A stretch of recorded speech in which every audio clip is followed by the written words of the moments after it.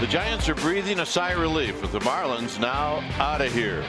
But tonight, a similar type team rolls into town. The Padres always put up a fight, although this time they'll have to deal with the ace of the staff, and that's Madison Bumgarner in game 1 of the series. Giants Padres, and it's coming up next.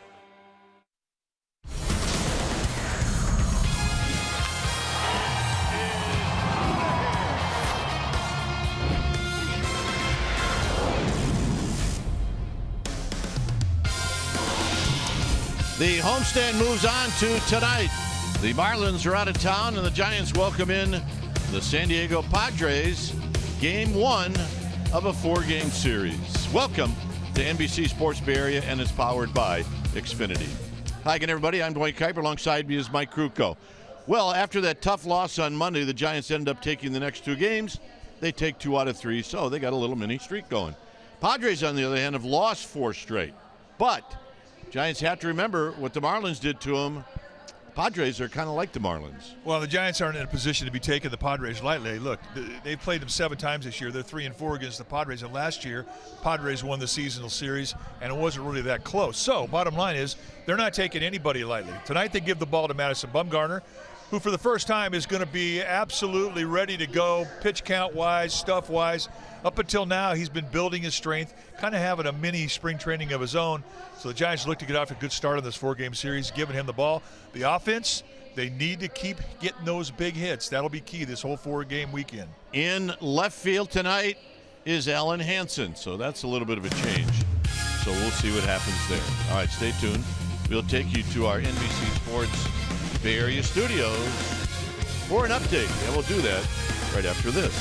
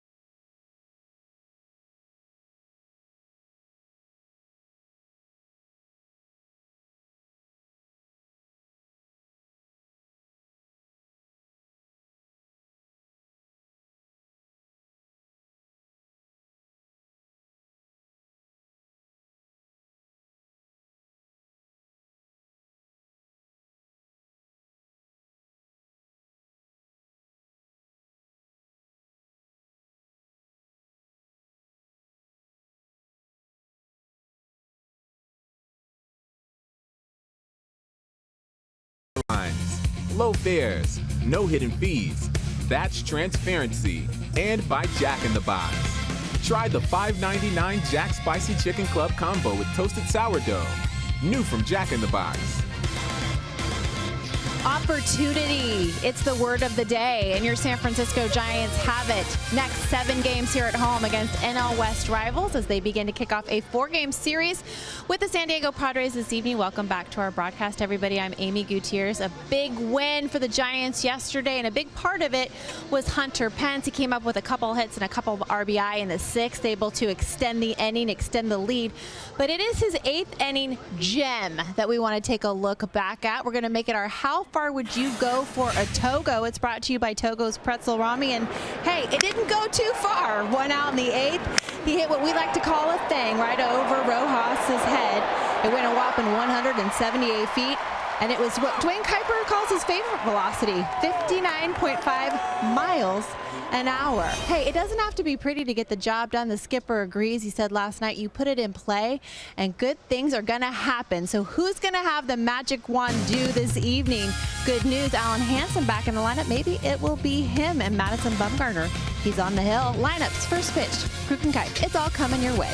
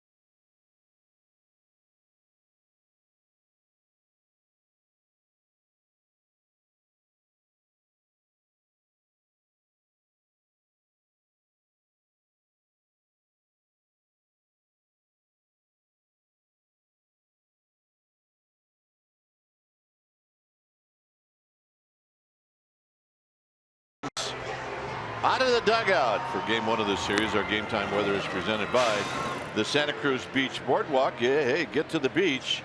The admission-free boardwalk is open every day. 61 degrees. You see the winds brisk, the humidity, and it is clear and cool. That's kind of a statement, more of a forecast. All right, here's the Padres lineup, and it's brought to you by Southwest Airlines. It'll be Myers, Hosmer, and he's hot right now, followed by Renfroe, Villanueva, and then Pirela. Galvis, Freddie Galvis will hit in the 6th slot. Then it's Margot, Ellis, and Tyson Ross.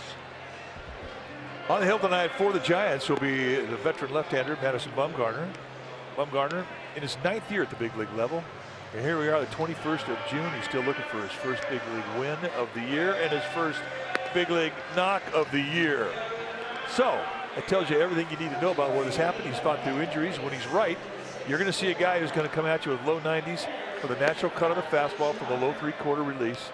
He's got a slider, a changeup, and a curveball. Bumgarner lifetime against the Padres, 10-9 with a 3.46 ERA. Let's take a look at the defense playing behind Madison Bumgarner tonight. Starting in the Giants outfield from left to right, it'll be Hansen.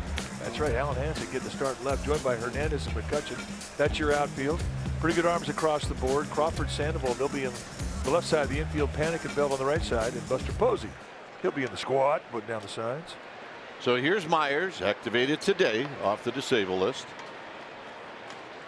And the first pitch of the ball game is on its way, and it's a swing and a foul back. So he started right on time.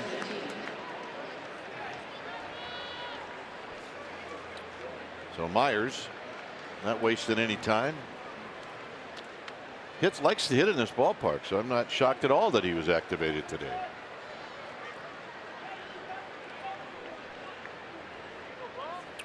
And the 0-1 delivery. And a swing and a foul just below us. He's 5 for 35 lifetime against Bumgarner. And in those 5 hits, he's got a couple of doubles and a home run.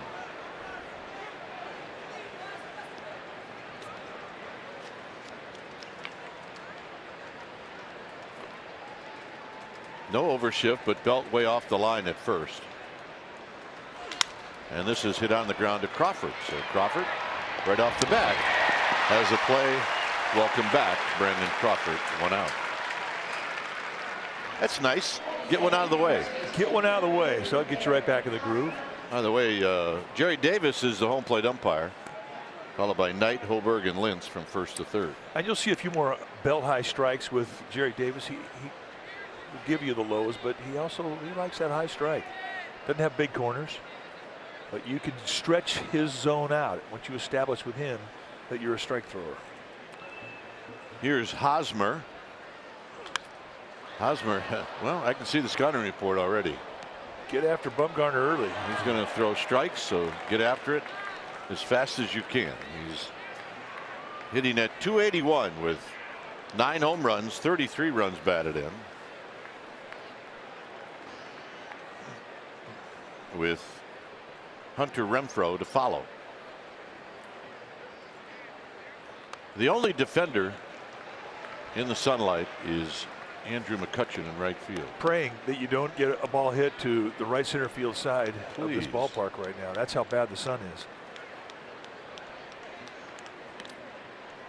Hosmer, this includes the World Series in 2014, 1 for 12 against Bumgarner.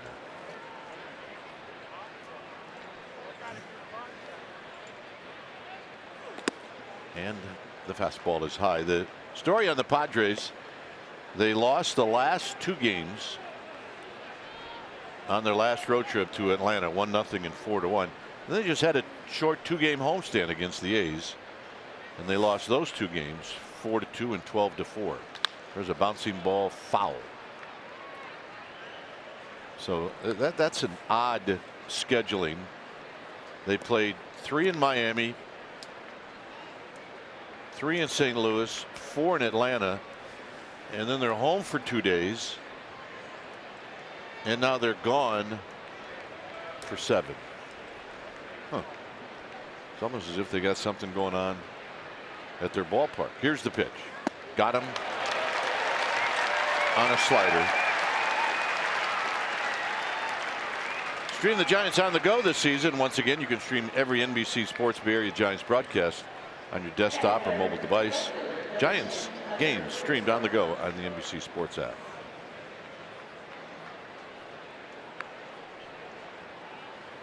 Here's Hunter Renfroe. Sometimes the schedule maker is in a bad mood. That's all. The only thing I can say. Yeah, no other way to explain it. And clearly, at that time, they or maybe one person or maybe the computer were just ticked off at the Padres. This would be an interesting matchup right here with Hunter Renfroe. He's got good lifetime numbers against Bumgarner. Yeah, he's 5 for 10 with 2 doubles and 2 home runs. Aren't many young hitters that can say that. Basically Hunter Renfroe and Kike Hernandez. Yeah, Kike Hernandez early and then in his last game.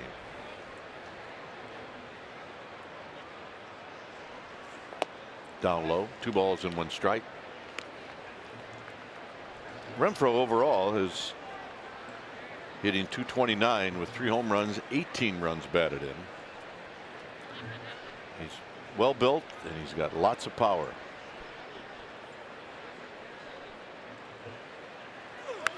Cued off the end of the bat, foul. 2-2. See the hitter's background. It's definitely a time of day that favors the pitcher.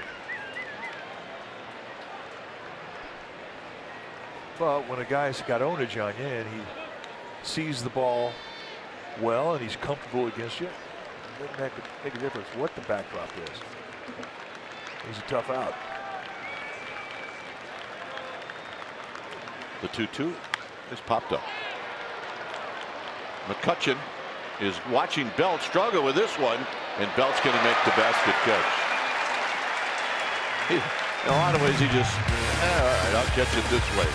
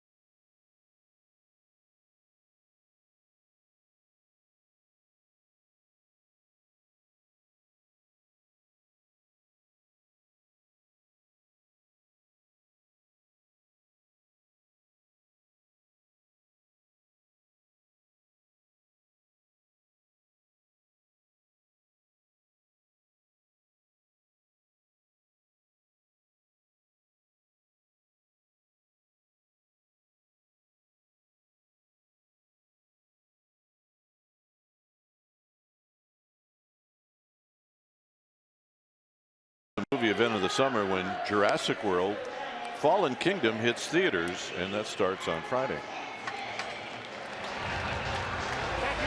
Here's the starting lineup for the Giants, brought to you by Southwest Airlines. Jansen, Posey, McCutchen, and Belt will be the cleanup hitter. Then it's Brandon Crawford.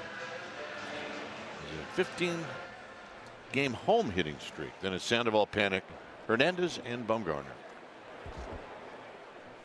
On the hill tonight for the San Diego Padres will be the right-handed veteran Tyson Ross. Ross, a big fella. He's 31 years of age. And this is what he gives you. He's going to give you a lot of sink and fastballs, slider combinations.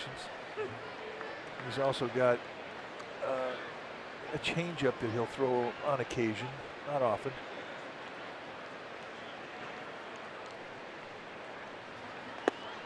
So Hansen takes 2 pitches, and it's 2 strikes. And it's 0-2. Hansen hitting .314 with 5 home runs, 19 runs batted in. Chops this one to Pirela, who makes the play.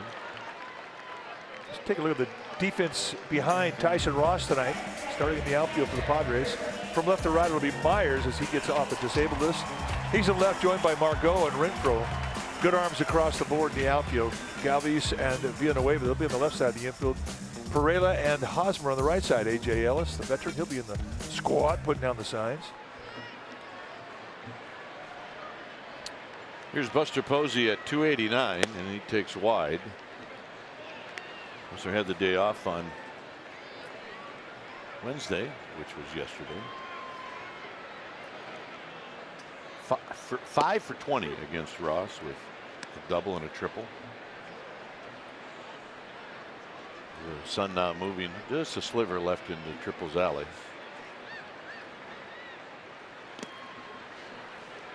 As you mentioned, Ross, a big guy, 6'6", 240, born in Berkeley. Went to Bishop O'Dowd High School, and then he went on to Cal, where he was a huge success in the Pac-12. Homered second-round pick by the Oakland A's. Lifetime against the Giants, 4-4, but with a 3.08 ERA, so he's always pitched well against San Francisco.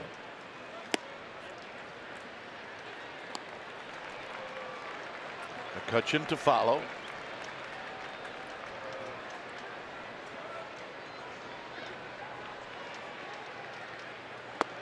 Yeah, it's inside, and it's ball 4. Well, Xfinity X1 customers say, show me the San Francisco Giants into your X1 voice remote. Get live stats on your TV. Change the way you experience TV with Xfinity X1. So here's McCutchen. 265. That average continues to go up. 8 home runs, 34 runs batted in. Yeah, this guy's ready to go. Come on. A lot of good attitude behind those shades. You got to have the good spirit.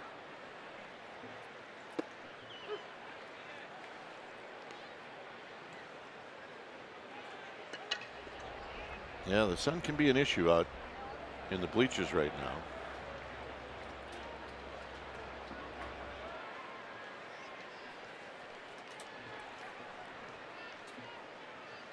McCutchen on the ground. Could be a pair as Galvis flips it to Pereira, and that's a double play. 6-4-3 on the double play. No score.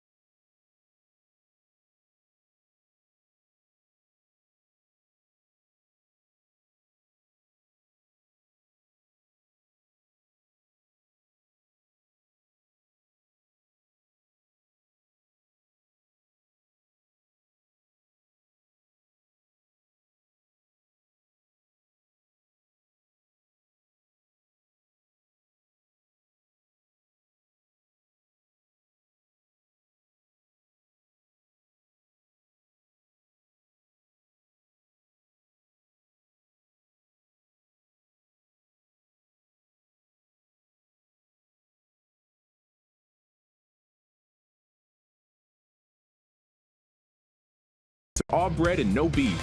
So get on over to Mr. Pickles and get yourself a barbecue tri-tip sandwich. Well, enhance your next game day experience with the MLB Ballpark app. You can manage your tickets, enjoy check-in offers. Download the MLB Ballpark app and do it today. Here's Christian Villanueva. Big power. Overshift is on. He's got 16 home runs. And he takes wide. Then Pereira and then Galvis. According to our notes, he'd not faced Bumgarner before.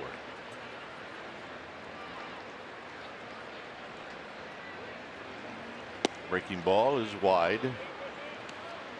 You get the idea that Bumgarner thought that maybe he should have got that pitch.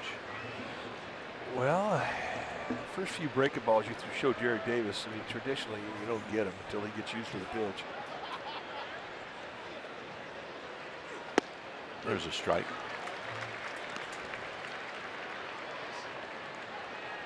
in the National League. Home runs against left-handed pitching. So Villanueva is on top. The odd one in that is Freddie Freeman, as he's a left-handed hitter. Although in that ballpark in Atlanta, not a bad place to hit if you got some power and you hit left-handed. I think they built that ballpark for Freddie Freeman. They may have.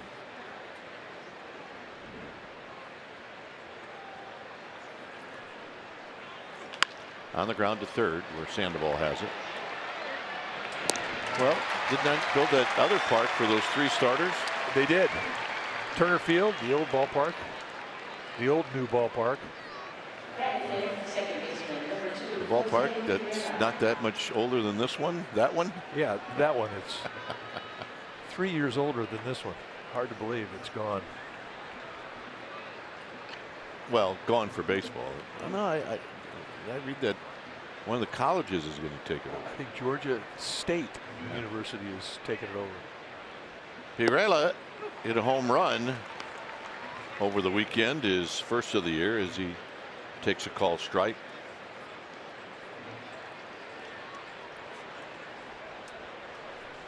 I saw a lot of Pirela earlier in the season when he was in the outfield. Suaje was playing a lot of second base. Well, the ticket today had Sergio Romo on it, so they decided they'd blow it up a little bit. Worked for Crawford. 2 down.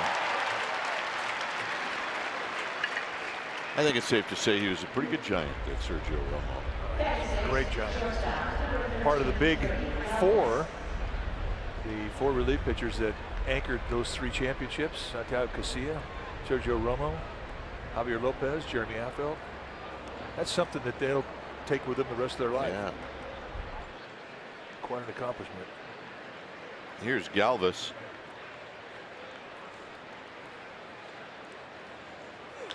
And this is popped up. McCutcheon says, I got it. And he does. An 8-pitch inning for Bumgarner.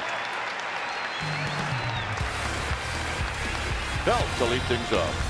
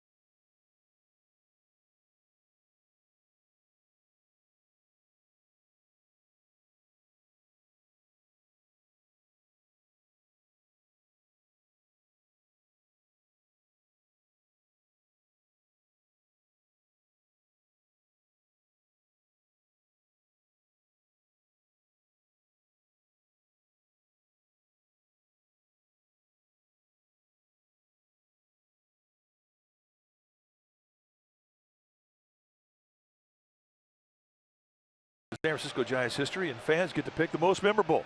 To vote for today's matchup, go to NBCSportsBayArea.com or on Twitter at NBCSGiants. Winner of this round will be announced on Giants Postgame Live, and you can vote for your favorite moment between.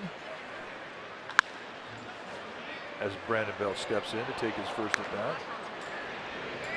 In fact, he has a lot to do with our first decision. It's the defending champ right now. Game 2 of the 2014 NLDS. The 18-inning game when Belt hit the home run to decide that game. That's the first choice. Go on. Belt's just going to hit foul balls for a while, so Matter of fact, you could name all of the nominees. Oh, hell yeah, we could name all 60. You're right. But the other one is the July 13th of 2013, Tim Lincecum's no-hitter against the Padres in San Diego. We struck out 13 through 148 pitches. Yeah, keep going. There was a great catch by Hunter Pence in the 8th inning. And should we include the Buster hug? Yeah. Why not? Yeah. So there's your choices. What was the first one again? Yeah. The Yusmero Petit game. Yeah, that's right. A lot of people call it the belt game. No. If Sandoval doesn't get a hit in that game, there's no such thing as a belt game.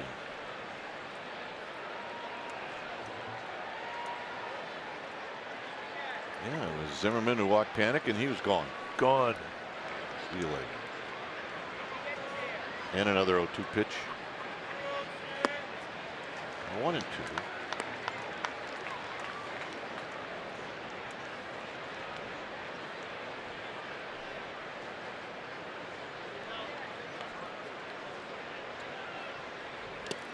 Two and two.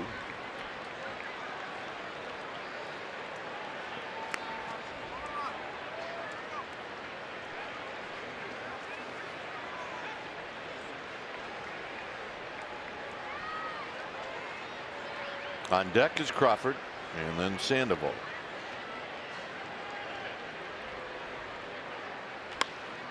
Out of play. Well, Brandon Bell is so good at defending the strike zone, taking close pitches. I mean, if you're a pitching coach, an opposing pitching coach, this is a guy you don't like because he's going to get some pitches out of your pitcher every night.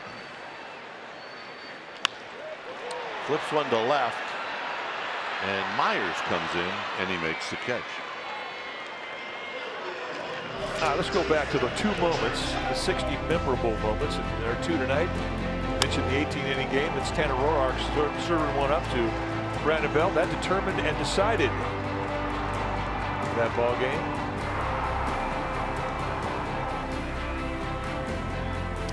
We got the save in that game. And this was the 148-pitch no-hitter that Lincecum had in July of 2013, and the Buster hug. Here's Crawford. Yeah, Hunter Strickland had the save of that game. The 18-inning game, yes, he did. Crawford pops it up. Could be playable for Myers. Myers near the line makes the catch. 2 outs. And here's Sandoval. You see guys move towards that area where Myers just caught that, and can't help but think, watch out for those bullpen mounds. After we saw what happened with Mac Williamson.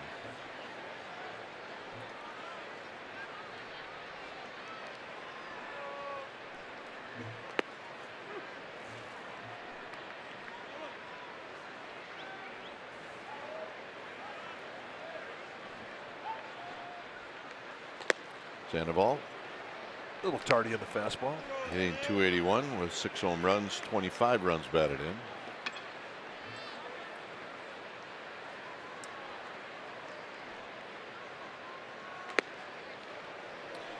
He's had 12 lifetime at bats against Ross. He's 4 for 12. Only hitter in this lineup that's not faced Ross before, that's Gorkys Hernandez. Tapped right back to where it came from, and that'll end the inning. After 2, it's 0-0.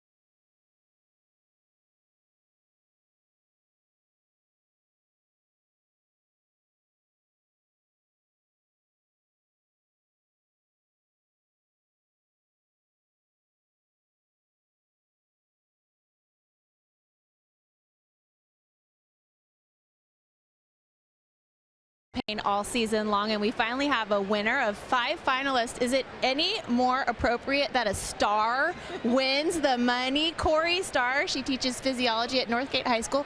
Congratulations. Have you been able to wrap your head around winning 20 grand? And what are the plans with the money?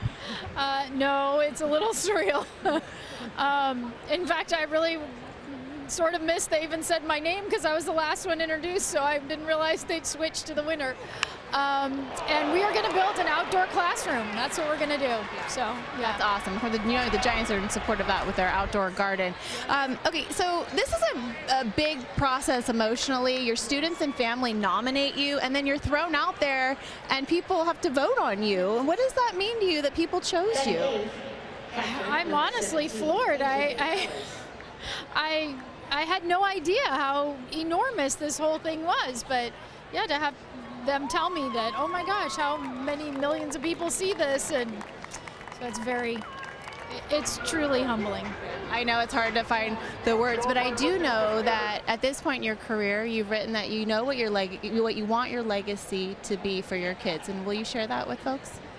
It's all about connection. That's really, at the end of the day, it could be science, it could be math, it could be anything, but if they feel that they have a connection with me, and that's something that they hold with them for their life, then that's what I want. Yay! Teacher Star. We like her, and thanks to Provident Credit Union. They're one of the sponsors of the program, All-Star Teacher Program. Everybody's really a winner. But you get to go home with 20 grand. Congratulations, Dwayne and Mike. Let's get it to you. All right. Thanks, Amy. Congratulations. No, indeed, Corey. You earned it. Yep. Margot with a leadoff double. Ellis with a count of 1 ball and 1 strike. And everybody who was nominated really deserving of that award. It's just a great program. And we congratulate all the teachers that were part of it. Our finalists. Now, Ellis, from his days with the Dodgers, has got decent numbers against Bumgarner. He's 9 for 21. It's pretty good. Yeah. With 2 doubles and 2 home runs. That's real good.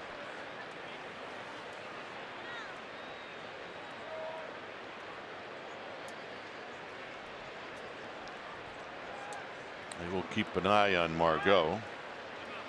I mean, ever since Ellis left the Dodgers, he just doesn't look right in any uniform that he's wearing, whether it be the Marlins last year or the Padres this year. I mean, he was Clayton Kershaw's caddy. Every time Kershaw pitched, Ellis would catch. Bumgarner making sure that Margot puts on the brakes.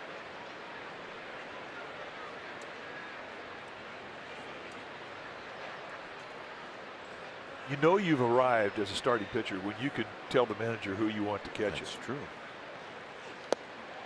And this time he got him. Pitching for it, and he gets it. Let's take a look at the payoff pitch as he cuts his fastball. I take it back. That's a slider. And that's PitchCast, brought to you by SoFi, a modern finance company. You can see the eye of the slider. When you watch it, the movement on his slider, and sometimes it runs flat, looks like a cutter, but it's a slider. He said, I want you to call that a slider. That's what it is. Here's Ross. Ross takes high. It's like, yeah, but it looks like a cutter. It's my slider. Okay.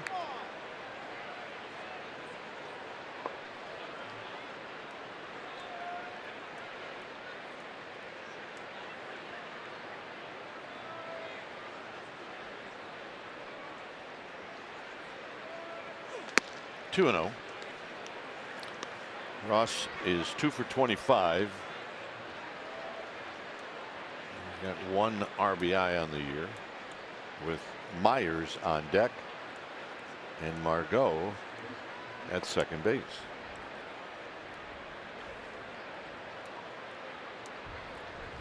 Here's a strike.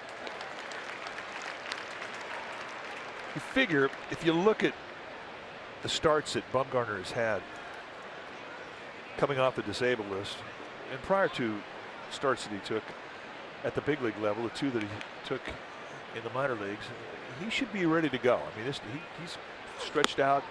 His arm's strong. His last outing, he went 6 innings, threw 112 pitches. So he's good to go. And there's no more concern by Bruce Bochy or Kurt Young as to how he's used. I mean, they trust him if he has an inning where he has a pitch count that goes mid-20s. Those are all things you worry about when a guy's not quite stretched out. It'll be Panic calling off Belt.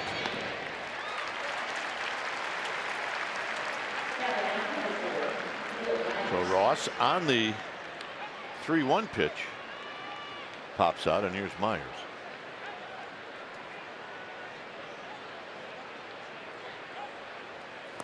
Myers opened up the game with a ground ball to Crawford. And he did chase the first pitch. And it was the first pitch of the ball game.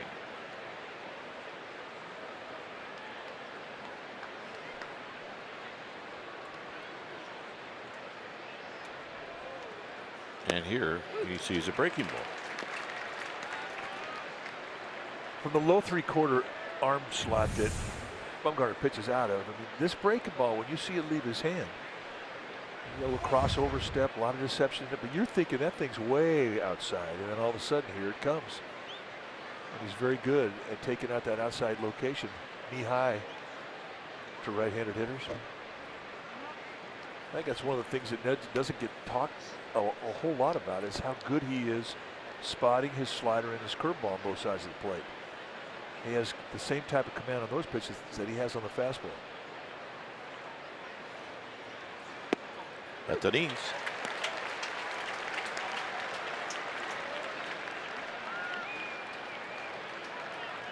Well, with runners in scoring position and 2 outs, the Padres as a team hit 280, and that leads the major league. So this is where they are most successful in this scenario right here.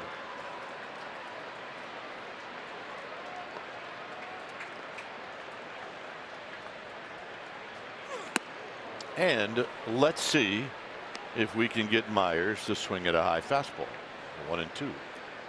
Well, he set it up with 2 breaking balls, so you get a speed and a movement in the guy's mind. All of a sudden you want to sneak attack him with the fastball across the top of the letters. That's a good pitch. That was just a little too high.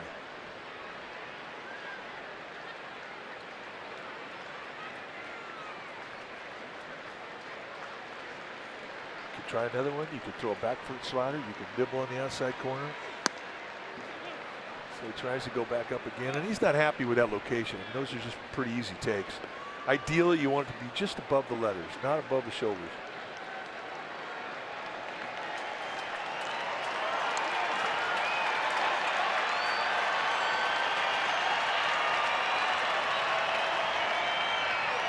Got him. And that'll end the inning. It'll be Panic, Hernandez, Bumgarner coming up.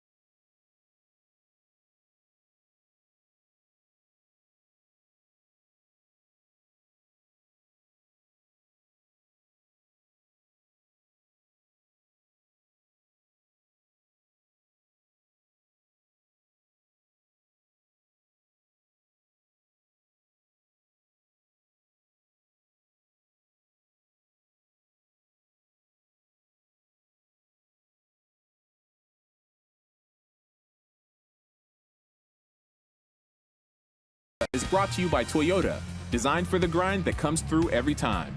See your local Toyota dealer today. Toyota, let's go places. Here it's Joe Panic who takes a call strike. It'll be Panic, followed by Hernandez and then Bumgarner.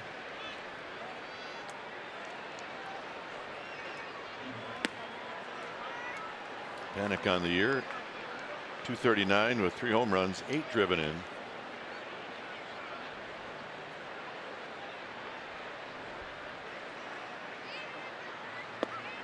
One and 2.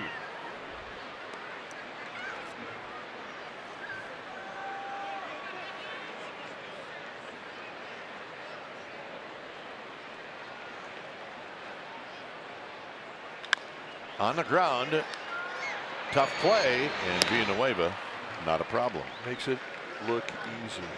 Well, reminder, Orange Friday Happy Hour presented by Lagunitas is tomorrow in Seals Plaza. From 5 to 7, you can enjoy live music from the Sun Kings, a Beatles tribute band, and happy hour drink specials courtesy of Lagunitas.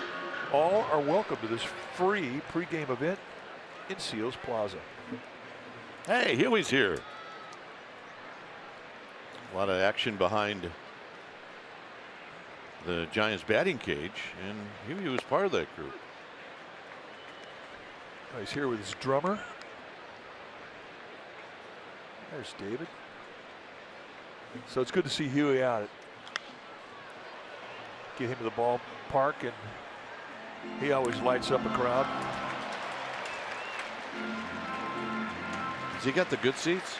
He's got the good seats. Does he? I don't think you and I have ever sat in those seats, have we?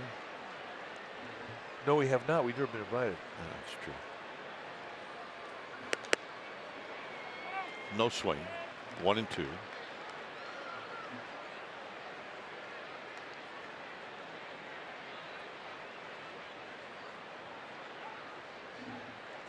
He's probably writing Pam Bear's song right now. Well, that's how you get the seats.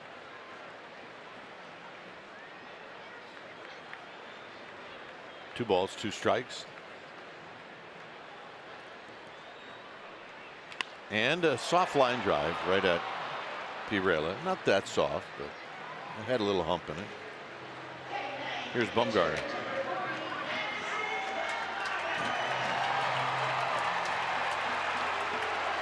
That guy right there, he could be the fair or foul umpire down the left field line.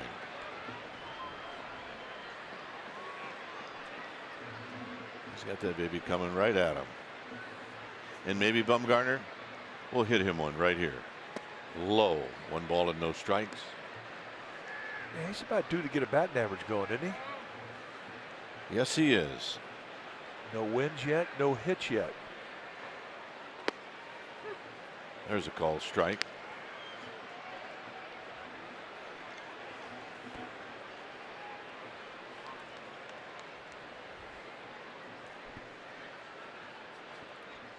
Swing. Ain't gonna miss. 1 and 2. Let it fly.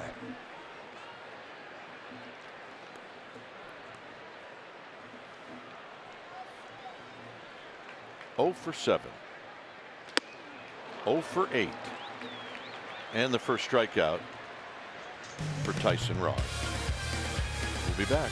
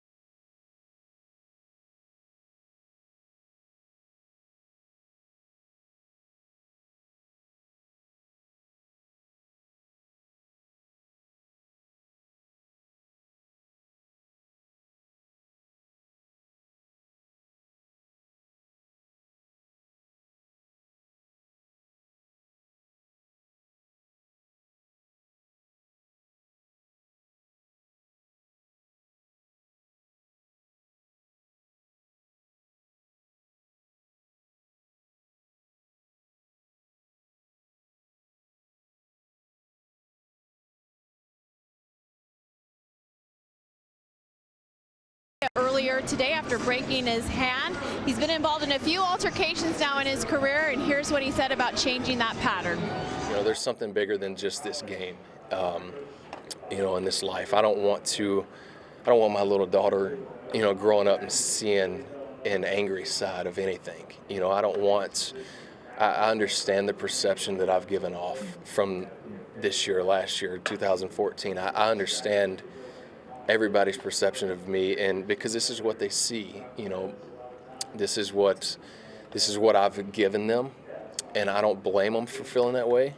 I know that I'm a better person than that. I know that my heart is not that angry guy, and you know, and that's hurtful, just because, you know, I don't feel like I've given everybody my best. All right, well, Hunter Strickland also said that he was going to speak to the team after BP today. We hope everything went well, and we hope that he's back soon. Gentlemen? Yep. Well, my only response to that, and I would tell Hunter Strickland this. Okay, just show us. That's all. Yeah, that's it. That's it. Okay, you said it. Okay, now just show us that what you're telling us is the way it's going to be. And we're all good. But what has happened now is it has put a little bit more pressure on a tired bullpen. Hosmer a quick out. Here's Renfro.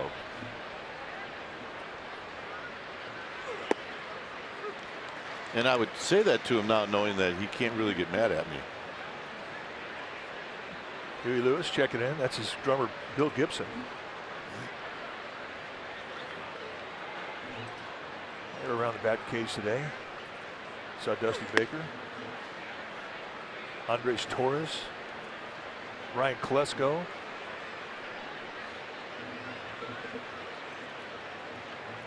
Mark Grant.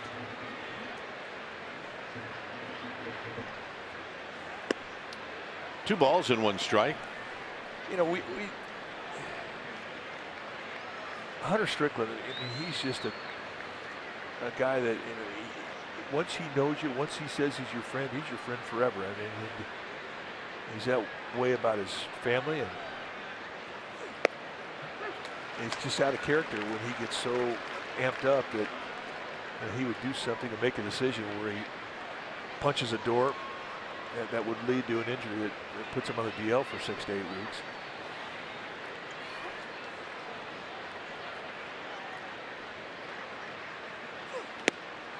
Tried to backdoor him. Not a strike. It's 3-2. So we're rooting for him. Yeah. It's a process.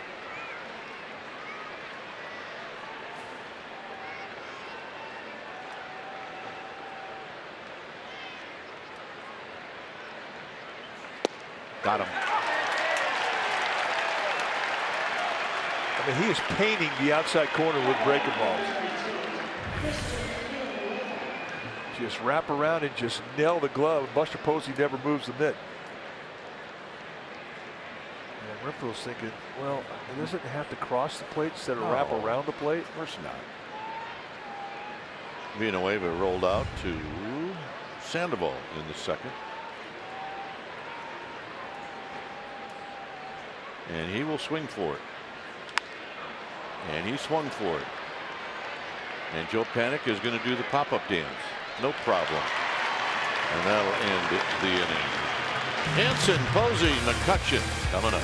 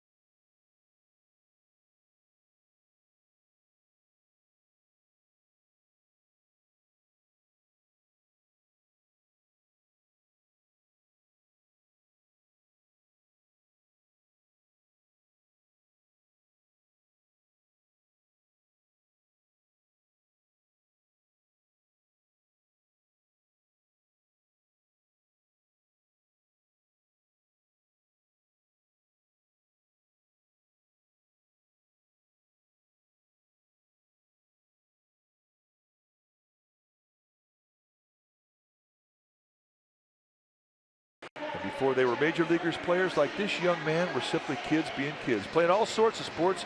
Can you tell who this is? We will reveal his identity later in the inning. It's a 0-0 ball game as Alan Hansen stands in, 9 up, 9 down with the help of a double play after Posey had walked in the first. Swinging a foul. We had a really nice function before the ball game, actually before batting practice. On top of the visitors' dugout, it was the annual. Buster Posey handing out 1,000 gloves to junior giants that don't own a glove. So Buster's on top of the dugout. I was on top of the dugout. And a really interesting question by one of the young kids. There's a bluff of a bunt and a strike. It was about what was the one of the things you remember most about what maybe one of your coaches said to you when you were our age? And he said, it was a good question, and I didn't expect the answer, but Buster said, the emphasis that I had a coach at your age that put an emphasis on defense at that age. You know, it's always about the home run, right? Or the guy on the mound. As this is rolled to second. And he realizes he's got to hurry. And he talked about how that was great, and play all different positions. There's always one or two really great questions that come out of the kids' questions. And I stress to all the kids that if you're left-handed, let someone know after this function, and you can swap out the right-handed glove that you've been given for a left-handed one. Here's a slow roller. Can Posey beat it out? No. He's being away. Tosses him out.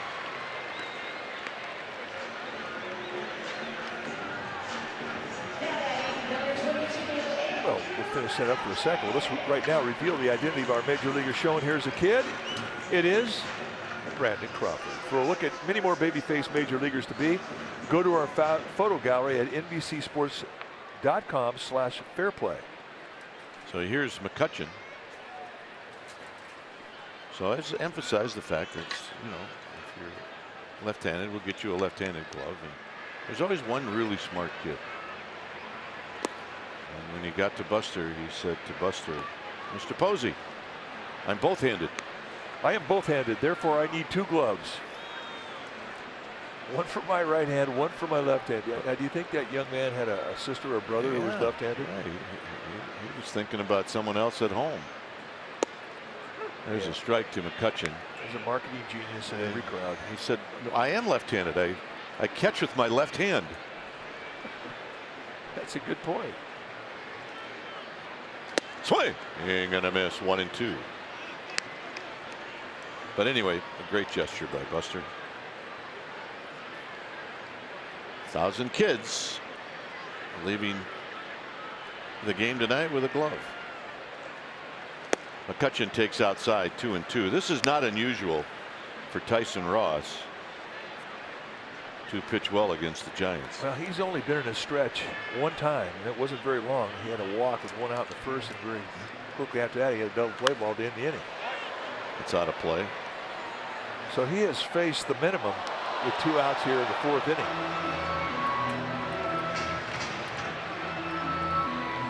2 starts so far this year. He's got a 1-0 record with an 0.75 ERA. And look at the strikeouts, 14 in 12 innings.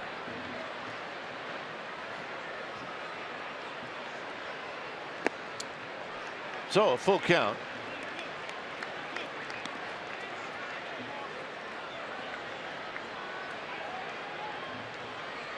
Belt to follow.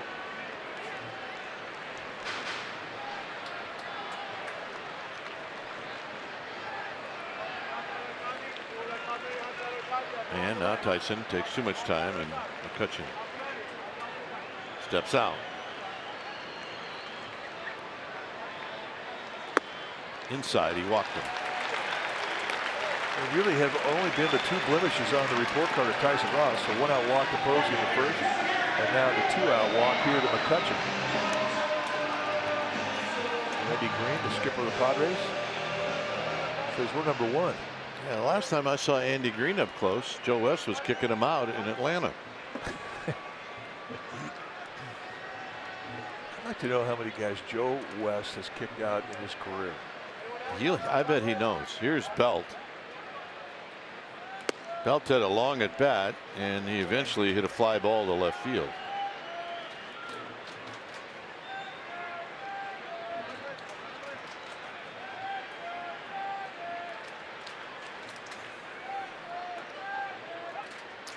Overshift is on for Belt as usual. And he hits this one into center field, and that'll be a base hit. First hit for the Giants, and once they got Tyson Ross in the stretch, good things were starting to happen.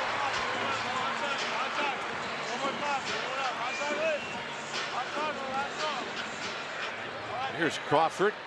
So the Brandons hitting back to back.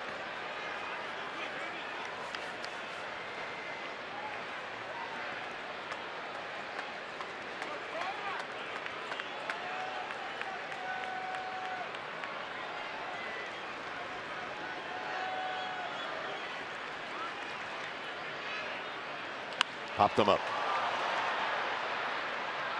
Second baseman Pirela says I got it. And he does, and that'll end the inning. After 4, it's 0-0.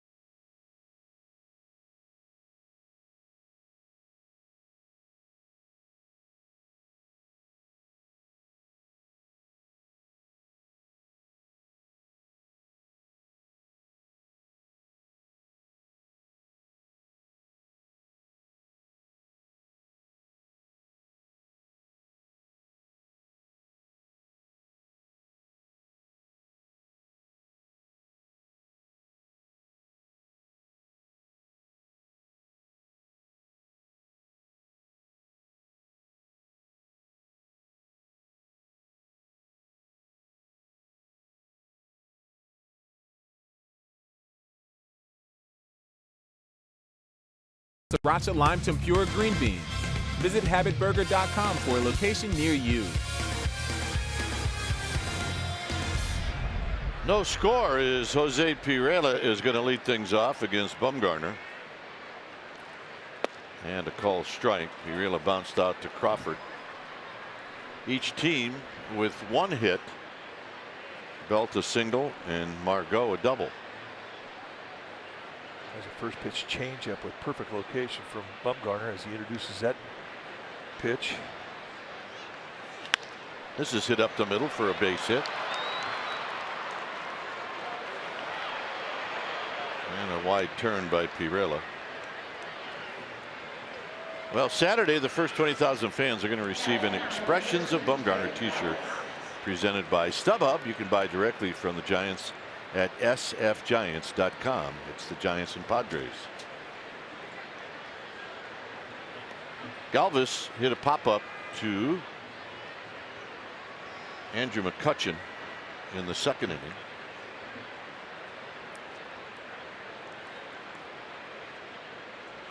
And he shortens up to bunt, and he takes a strike.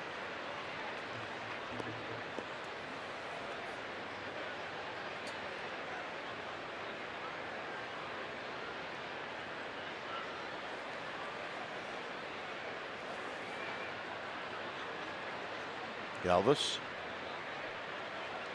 pops it out of play.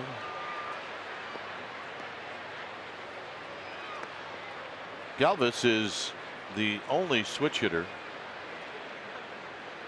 on this 25-man roster. Average wise, a little better right-handed, but almost 100 more at bats left-handed than right-handed. Shoots this one out to Hansen, and Hansen makes the catch. Yeah, you always worry a little bit when a guy who's more accustomed to the infield goes out to the outfield. I mean, I don't know how comfortable he is. I mean, he's a great athlete. Yeah, but in the infield you charge line drives. In the outfield you don't. Yeah, this one you caught a little high. You see him charge it in, and all of a sudden, oh, they got it. I mean, you told me when you had to do it, you always played deep. No, I was on the warning track because I was always used to coming in on things. Margot takes a strike. Again, that outside corner has been Bumgarner's all night long with curveballs, changeups, fastballs, everything.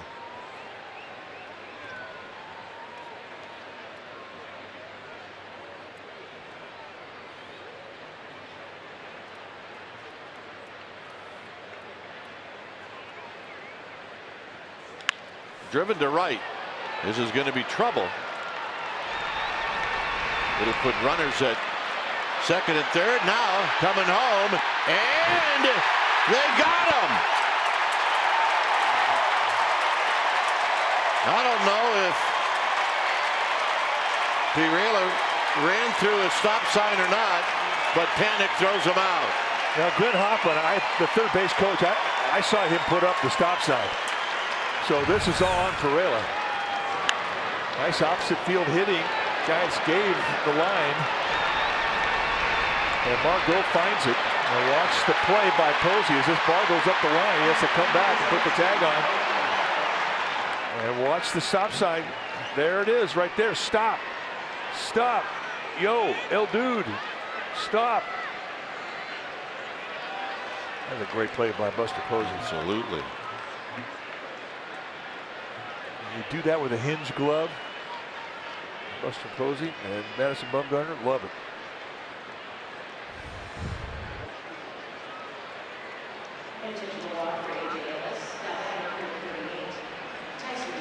Tell you, Andrew McCutcheon could not have gotten the ball into Joe Panic any quicker. Yeah, it came up with in his bare hand. Never touched his glove.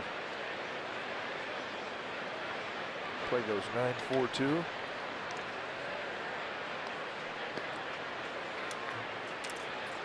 Here's Ross. Ross popped out to Panic in the third. The ball's in one strike. Got a good swing.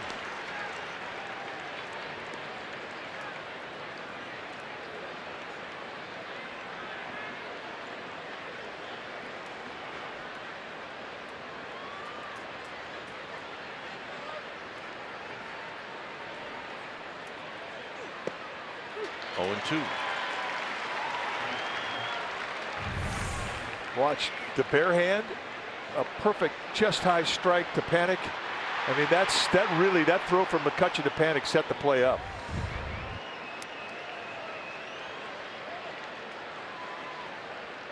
You got 3 gold glovers involved on that play, and they get a big out. Remember, the Panic is a guy that was drafted as a shortstop, so he's got a good strong arm.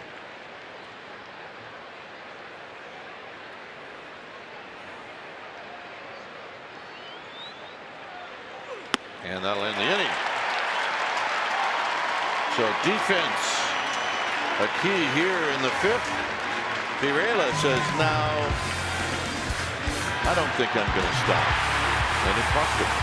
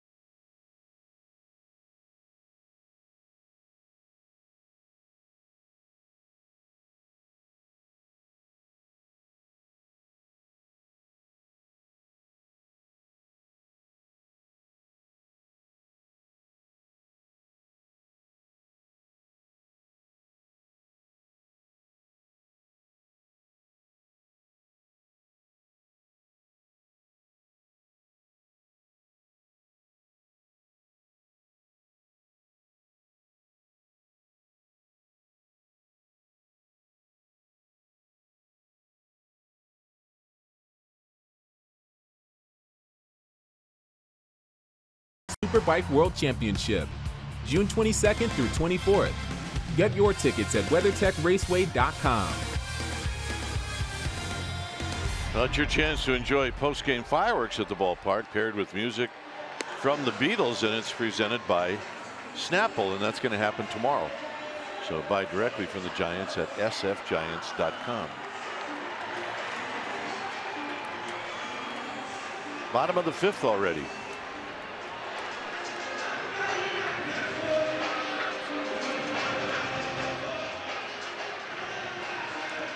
Well, both pitchers are feeding off each other's rhythm, and it really does help. When you have a guy out there that works quick, he's having a good night, well, you can match that rhythm, and you two can have a good night. That game can fly by. Bumgarner due up 4th this inning. As Sandoval waits, and he takes inside for a ball. I think, too, Ross and Bumgarner are pitchers that they'll put a lot of balls on the ground. They attack. Out of play.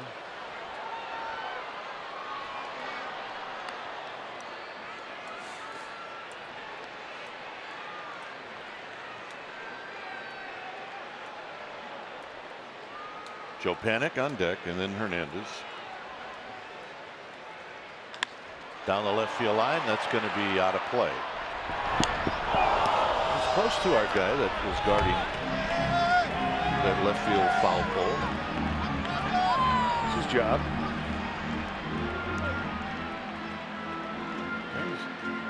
This guy's putting a few more articles of clothing on. 1-2 to Sandoval. Hit up the middle and a base hit. I'll tell you what, Ross almost magically either caught that ball or knocked it down. Well, time for Cricket's Smile, brought to you by Cricket Wireless. Bring your glove, get a ball. Monday, great foul catch by a Giants fan. Hugs and smiles all around. She nailed it. Sweet spot. Atta babe. Gamer babes, you gotta love her. That's our Cricket Wireless Smile. Offered that woman $1,000 for that ball, and she'd have turned it down. Oh yeah, no chance. She's sitting watching home. She has it in her hand. Panic, a little number down the right field line. Beautiful. Sandoval on the move. He is going to drop anchor. He was thinking about it. He was hoping for a green light. Not really.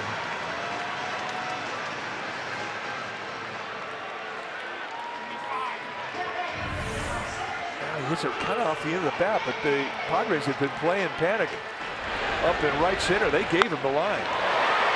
And this is fair by about maybe 3 feet. Sandoval, he's off. I do love to watch Sandoval run. That's a runaway beer truck. It just is. I love that. Gorkis Hernandez lined out to second. So now the Padres will pull the infield, not all the way in, about halfway. And it's low, 1 ball and no strikes. Scoring opportunity for the Giants. 2nd and 3rd, nobody out.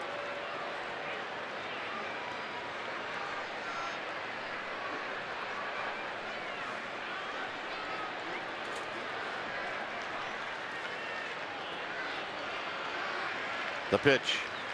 Out of play. 1 ball and 1 strike. Time now for a Mercedes pivotal play. Yesterday, Gorkis Hernandez at the bottom of the 6th had a 2-run single, and it was a 14-pitch at bat. We thought one of the best at bats of the year. He wound up getting 2 RBIs for the effort. Chance to win that game by a run. They needed it. A Mercedes pivotal play. Yes, they did. The way the Marlins kept coming back.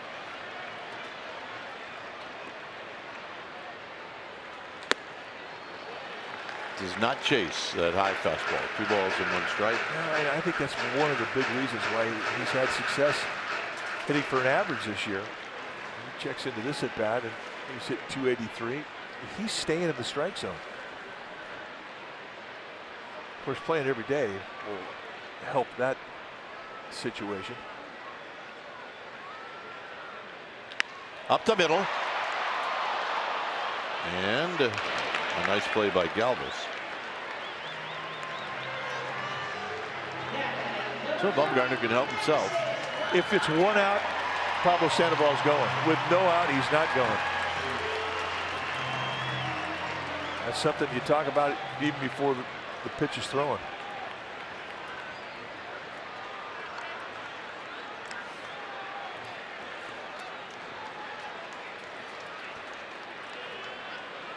He's the guy leading the National League in shortstops for fielding percentage. Well, there he is, Freddie Galvis. Crawford number 4. Bumgarner struck out in the 3rd. It's the only strikeout that Tyson Ross has. And he struck him out with a lot of fastballs too. Here, first pitch, slider. But he's definitely pitching for a strikeout.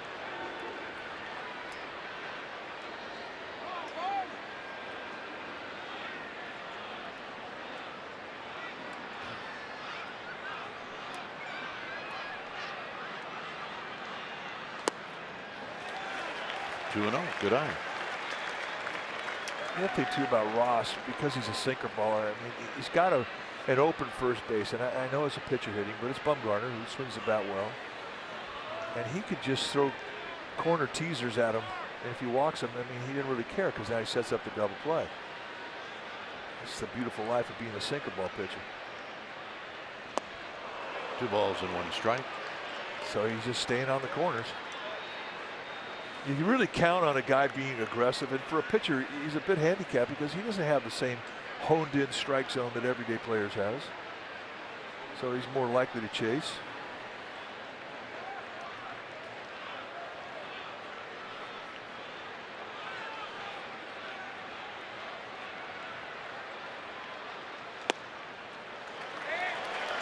And Ross is pitching him perfectly. I expect him to just give into the strike zone here at all at the 3-1 count. He may not see a fastball here.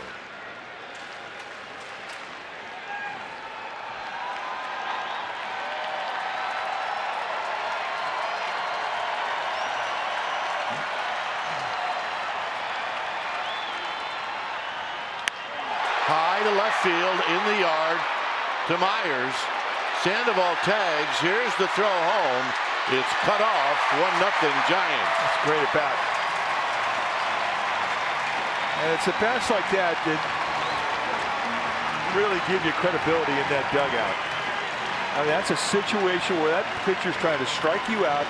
He's got an open base. He doesn't have to give in to you. And, you know, you just want to get the ball in the air deep enough to score that runner, and that's a job well done. And his teammates appreciate that.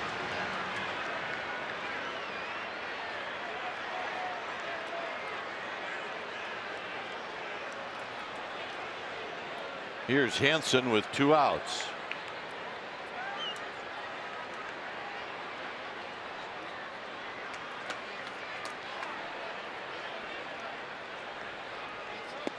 And he takes low.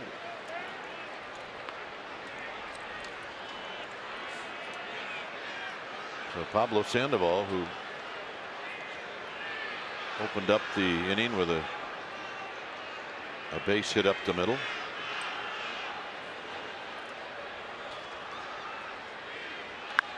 And Hansen pops this one up. Who's it going to be? It's Ellis to end the inning. Giants on the board. It's 1-0.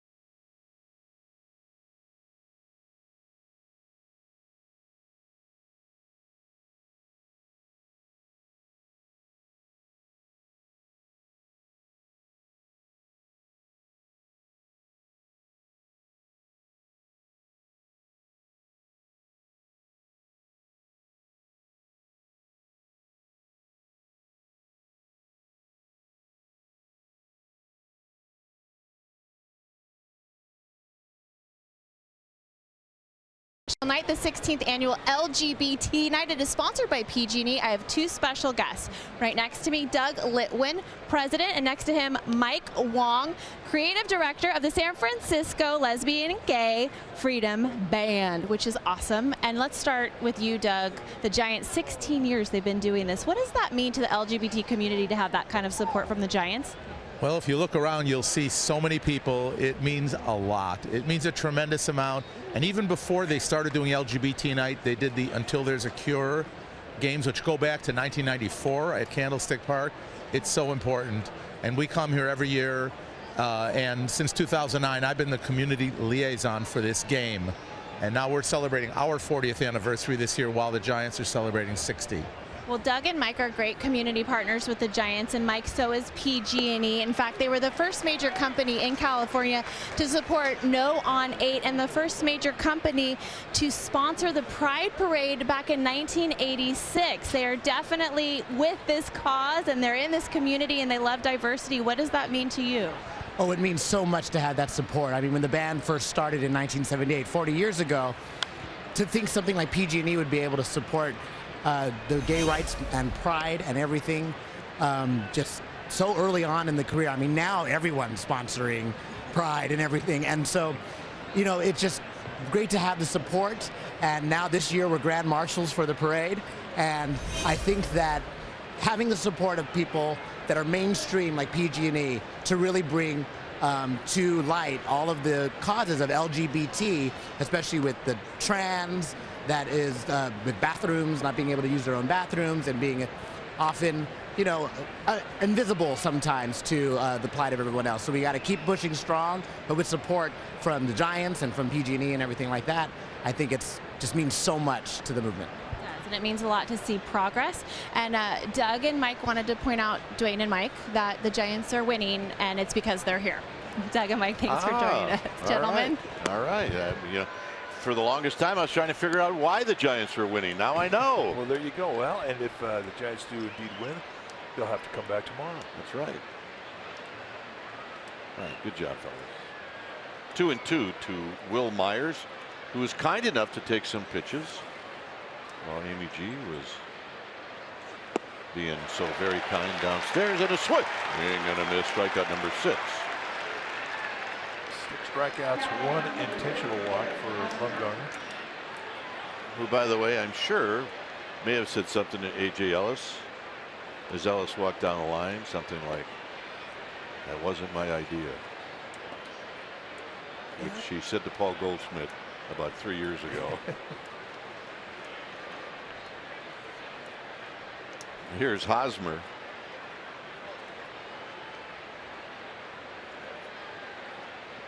Hosmer takes a strike. Bumgarner's been strike 1 a lot tonight, and he's really mixed up his pitches.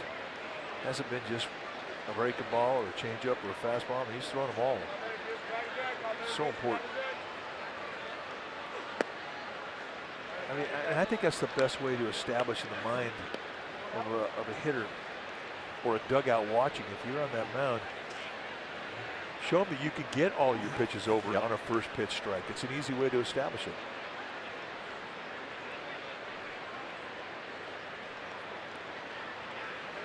So this will be pitch number 64, and it's a strike. It's 1-2. Perfect location, knee high, outside corner. Take a look. Buster Posey sits up outside. Boom, and Bumgarner's been between the knees all night long. Bang.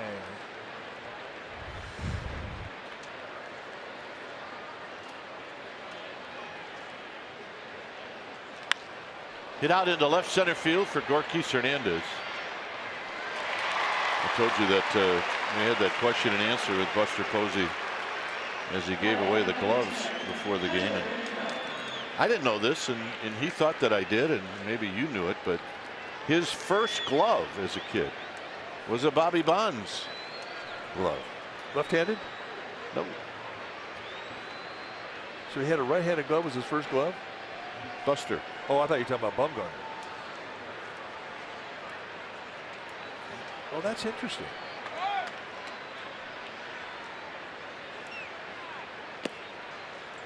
So he kind of was following the Giants way back when. Yeah, he had the Bobby Bonds glove. Although the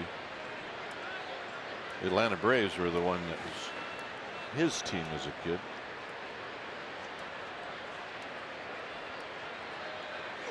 Hit foul and out of play. It's 1 ball and 1 strike. You know what though, when you're a kid, if you have a glove and it's got a guy's name on it, you're going to root for that guy. You're certainly going to know who he is.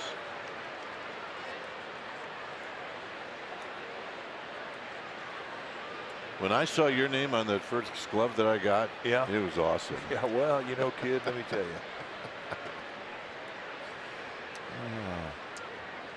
I guess every once in a while I have to remind myself that I am older than you.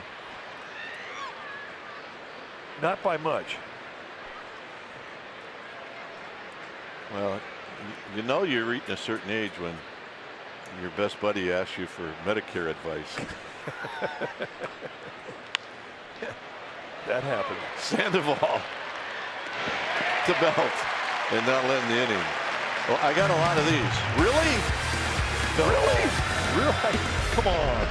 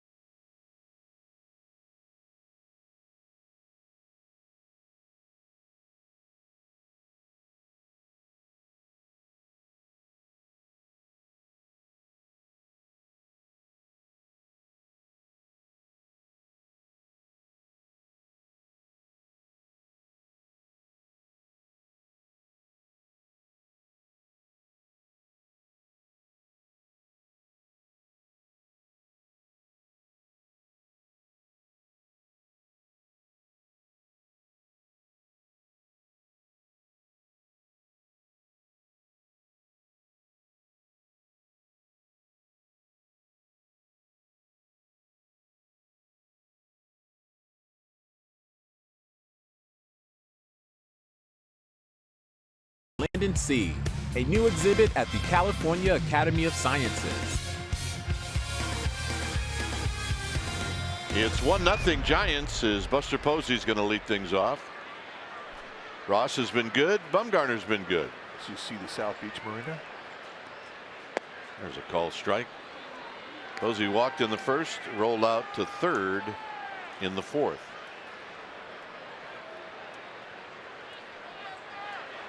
Three for 15 lifetime to the backstop. 1 ball and 1 strike.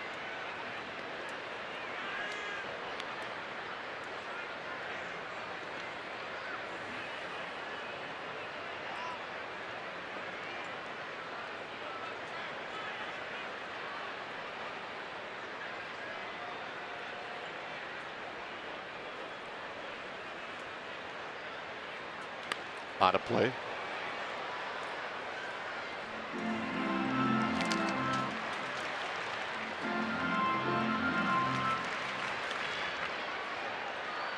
Posey adjusting his batting gloves.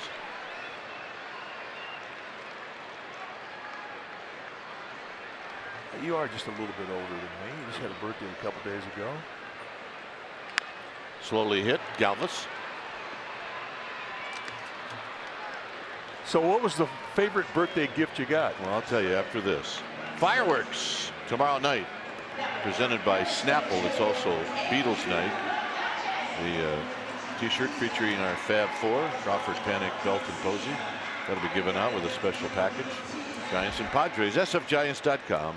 /special events. There's the version that you'll get. There's the version that you wish you could get. Remember that. Yeah, well, I think Flem can pull it off. Other than that, no.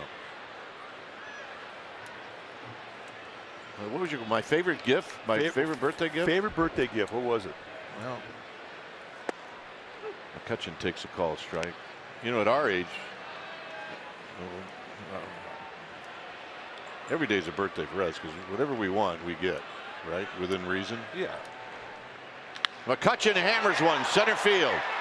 Margot is going to put it away. 2 outs. We had 4 different flavored brats last night that my kids made, which was my favorite gift until tonight. I got 1 slice of pie from Heidi Pies at San Mateo. Cherry. From Aurora. From Heidi Pies, that you've spent more time there when you were a player. Yep. Heidi Pies. That was your spot. So it ended up, and I hope my kids aren't watching. Thank you, Aurora. My favorite birthday gift. Nice. Well, you saw me waffle it down and didn't offer to anybody. You didn't offer to share a bite. A little disappointed about Wasn't that. the whole pie, it was a big piece. Belt, foul.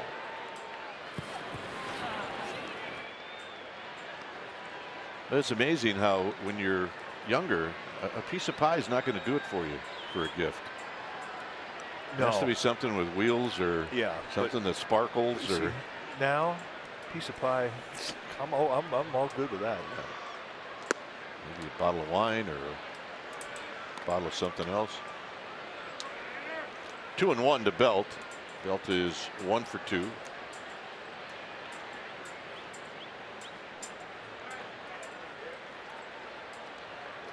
Outside corner, 2-2. We haven't had a lot of opportunity for our ball dudes tonight. Do we know them? Well, yeah, they're repeat ball dudes. Generous strike there. Belt did not like the call. Foul back. Bob Nealis. There's Bob. And down the left field line is David Schwartz. Styling. Well, at least he thinks he's styling. Well, yeah, I mean, the advice that we told him a long time ago, you may not be talented, just act and look like it. That's His right. Belt takes high, 3-2. Dress 70, talk 80, and shoot 90. And don't act like you're cold. Yep. 3-2. And he got him on a 3-2 off-speed pitch to end the inning. 7th inning coming up.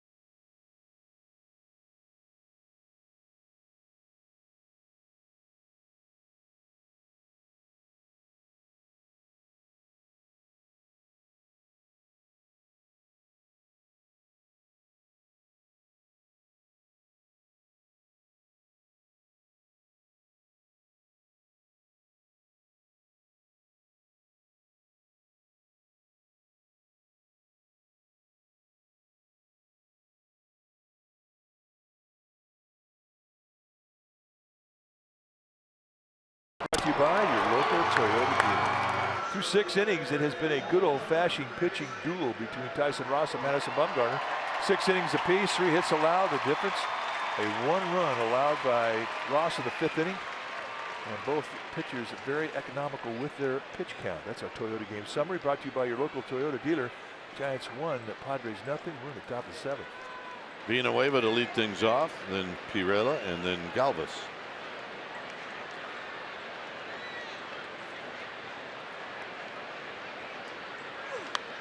Pop up out of play as Bumgarner got in on his hands. Overshift is on. We mentioned the success that Villanueva has against lefties. He's hit more home runs against left-handed pitching than anybody in the National League. He's not an easy guy to jam, and Bumgarner just ate him up with that first pitch fastball. It's got a nasty little cut to it that will run in, bore into a right-handed hitter.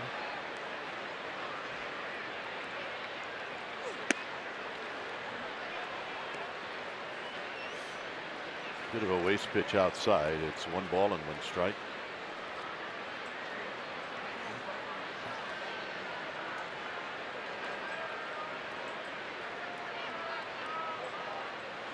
Foul in front of the Padre dugout. 1-2.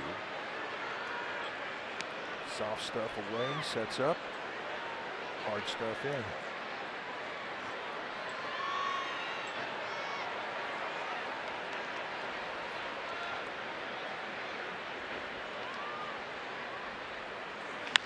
Pulled on the ground, Sandoval, and 1 hop. And a perfect strike to Belt. All right, time now for our Ford Smart Play. It's brought to you by your Northern California Ford dealers, and we think that the 5th inning Gold Glove relay. McCutcheon to the bare hand on a 1-hop, throws a seed right to Panic, who throws a seed right to Posey, who puts on a tag. And Pirela is nailed. That has been the closest the Padres have been able to try and score a run. And that's our Smart Play, brought to you by your Northern California Ford dealers.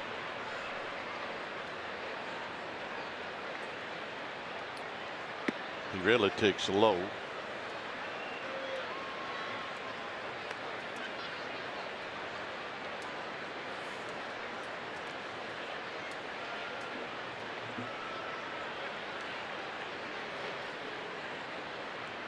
Galvis on deck.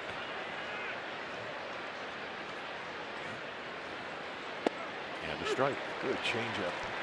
That has become such a good weapon. I think back to second outing that Bumgarner had, well, actually the first outing he had coming off the disabled list, he got a lot of outs with changeups. I think he threw 12 of them in that game. And that's a go-to pitch, and he throw it anytime, any count.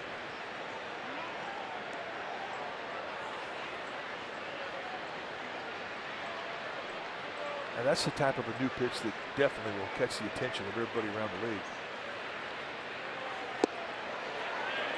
No swing. 2 balls and 1 strike. Brian Knight, first base umpire, saying no swing.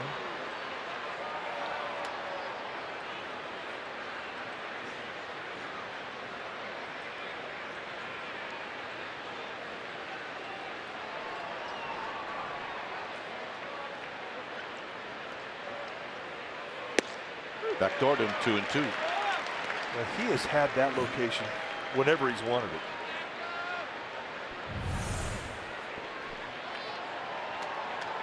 And again, Posey sitting on that outside corner. When you don't move your glove as a catcher, you're going to get a lot of strikes, even if they're on a corner or just off a corner. Right back to Bumgarner. 2 down.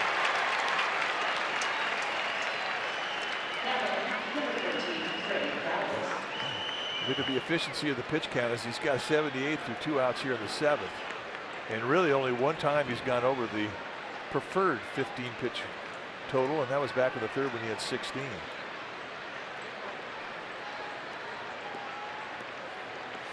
Galvis is popped out to right, and he's lined out to left.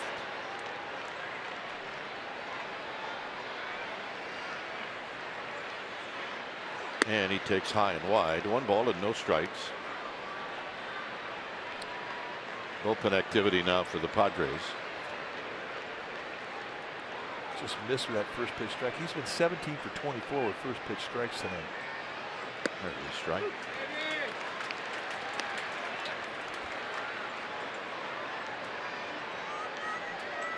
There you see Jose Castillo starting to heat up.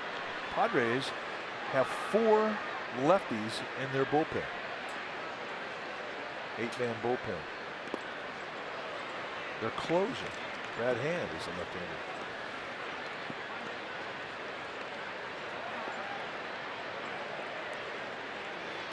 I mean, think about it. 4 lefties in the Padres pen, 3 lefties in the Giants pen. That's a lot of left-handed relief.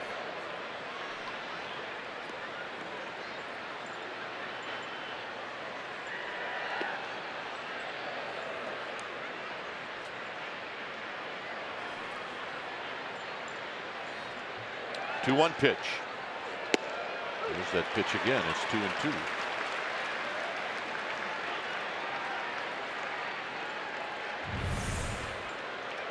Breaking ball again. Buster Posey not moving the glove.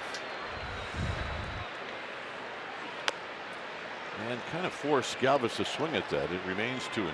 And he comes back with a movement, but he lowers it below the strike zone. And Galvis, he's got to go and he's got to defend. And then when you get a hitter in that mode, you can take advantage of it, throw something down below the zone. And he's diving out there. Inside hard stuff is set up. He gets him on the pitch in the dirt, and he's going to reach.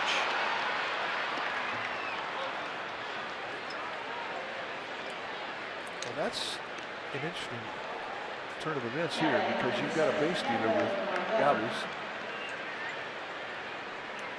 And you got a hot hitter. At least hot in this game. Breaking ball. It's way out in front of home plate. Comes up and pure wild pitch. So the Padres get a rally going here.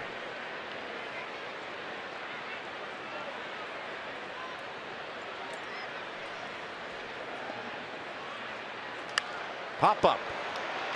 McCutcheon. Side retired. For the Giants, Crawford's going to lead things off.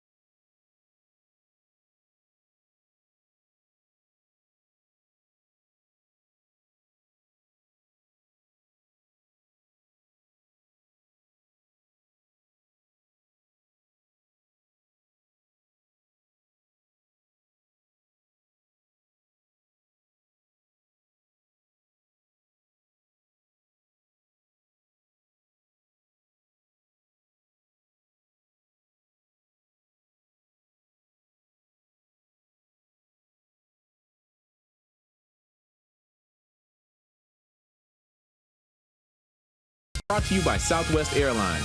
Low fares, no hidden fees. That's transparency. By Heffernan Insurance Brokers. Insurance and financial services for you and your business. Visit hefins.com. By Xfinity. X1 will change the way you experience TV. And by Kelly Moore Paints. Go where the pros go. Kelly Moore, the painter's paint store. Here it's 1-0 Giants as Brandon Crawford's going to lead things off. Crawford looks at a strike. Crawford has popped out twice, once to left and once to the second baseman Pereira.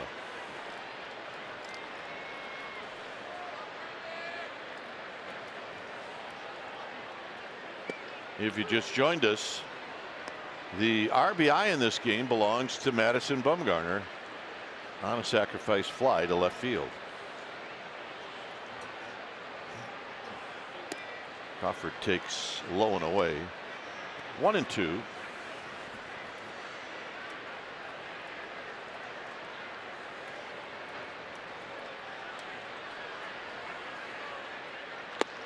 Got him.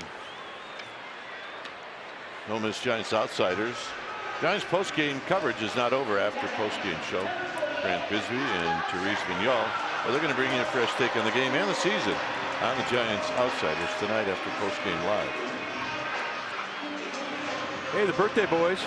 Well, happy birthday.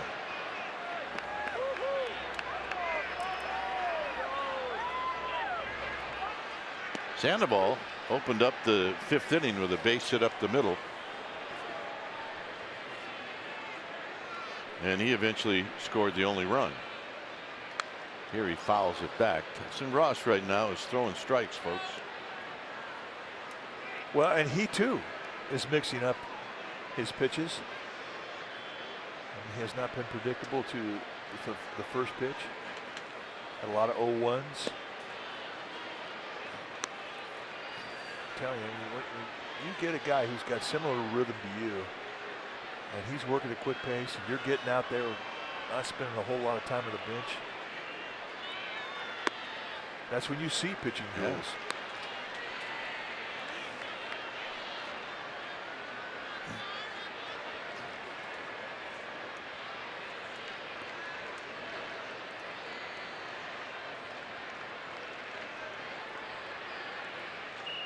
Foul back. Sandoval stays alive. You'll see another pitch.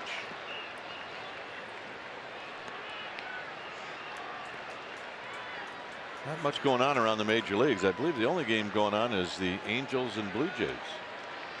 Everything else is finished. Had a rain out today in Chicago. She did. Sandoval skies one into center field. And Margot at the scout room. Here's Panic. Yeah, I think someone said that they call that one pretty early. If you're going to get rained out in Chicago and they call the game early, that's a good thing. That's a good thing. You're going to fall into a really nice restaurant somewhere. Yep. Chicago's such a great town. My kind of town. Didn't somebody say that? Yep. Yeah, of course. That's where you started out. You were on your way to having your own statue, and then they traded you to Philadelphia. Yeah, and then they scrapped the statue. There's a strike.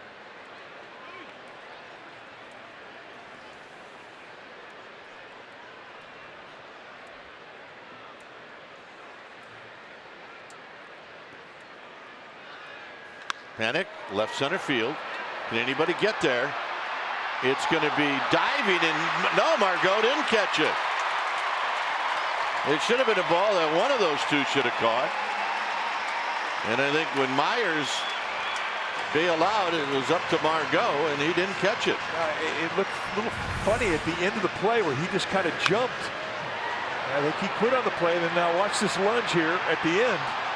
I mean, he completely upset the rhythm of his route. And even at that, he almost pulled off a miraculous high backhander. But he couldn't hang on as he crashes into the ground. So the Giants get a base runner in scoring position here with 2 outs. So here's A.J. Ellis talking to Ross, and this is, what do you want to do? Well, I mean, you've got Gorkis Hernandez, who's really had a nice year. And then you have Bumgarner on deck. Well, if somebody other than Bumgarner, it's an easy call. Well, it's you intentionally walk him and take on the pitcher. So it's going to be up to Bumgarner. And I do believe that the year that Gorkis Hernandez is having really warrants this. If I was Andy Green, I'd be doing the same thing. Look, Madison Bumgarner is an elite hitting pitcher. But he's not an everyday player, so who would you rather take your chances with? But from Bumgarner's perspective, he's probably half ticked off about this. Or happy, and one half happy, the other half ticked off.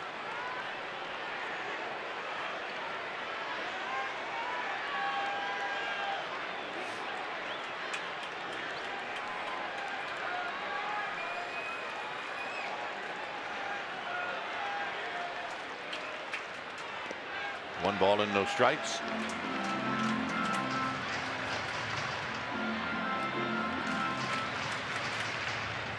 Bumgarner's sacrifice fly was deep enough to left field to score Sandoval. Now here he needs a hit.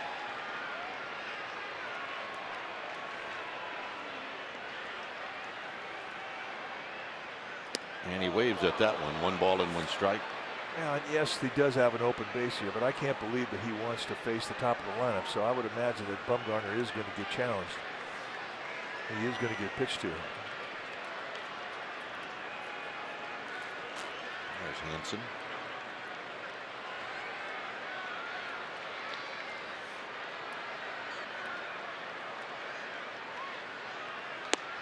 Nope, not that time. 2 balls and 1 strike.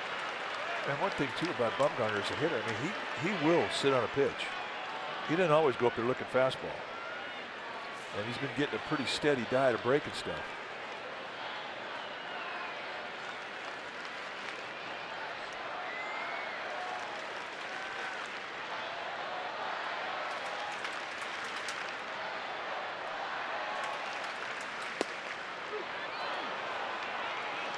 That breaking ball is in the strike zone. It's 2-2. 4 pitches, 4 breaking balls. That time he was looking for a fastball. You can see how quick he got that front foot down. I mean, that was geared for velocity. Front foot will tell you what he's looking for. Very high to left. And that is going to end the inning. 8th inning coming up.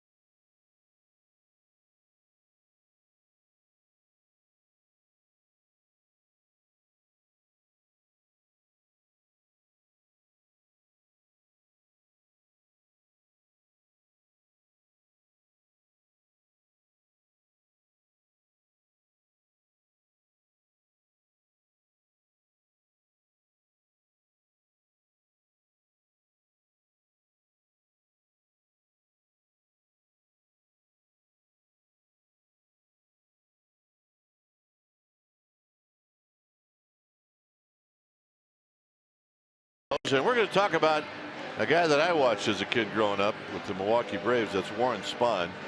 He served in the United States Army in World War II as a combat engineer. He did miss 3 baseball seasons. How about that? He's the winningest left-handed pitcher in Major League history. 363. Can you imagine how he'd had if he hadn't missed the 3 years?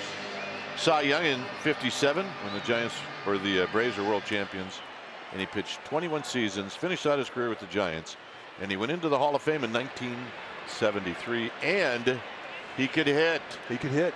If you want to look him up, check out how many home runs, as we used to call him, Spahny hit.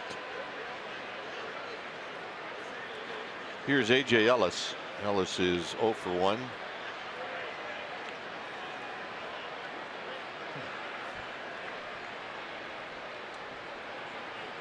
And the pitch to Ellis, and it's inside for a ball.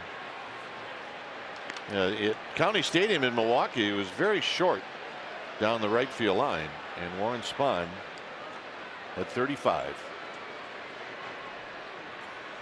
Well, he was a great athlete. He really was. So we saw him. I want to say it was a San Diego Padre old timers game, and they brought Warren Spahn back in. He was part of it. He was like 62 years old. Well, he always looked 62, even when he was a player. Well, he could buy beer when he was 15. He had no hair. But he gets in this old timers game, and he had the best curveball of the night, and that included the regular game after the old timers game. Andrew McCutcheon out into Triples Alley.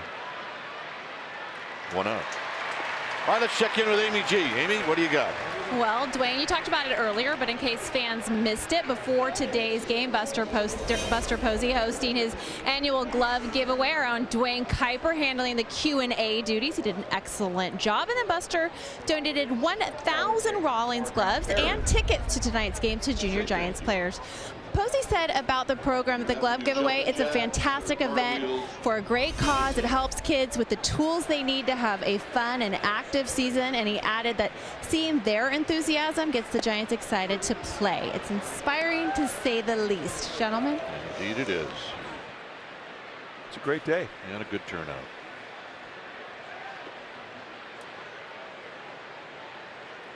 Caesar with a swing and a miss. This is Matt Caesar.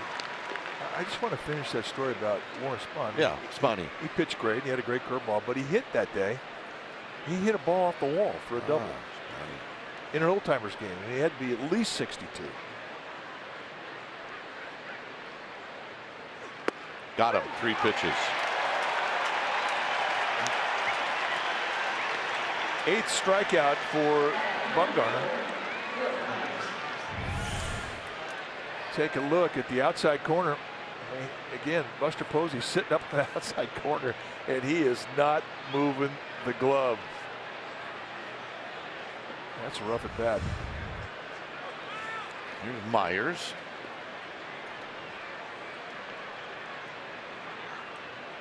Yep, come on, you can do it. I think I can. If not, we'll get the lady to your right to do it.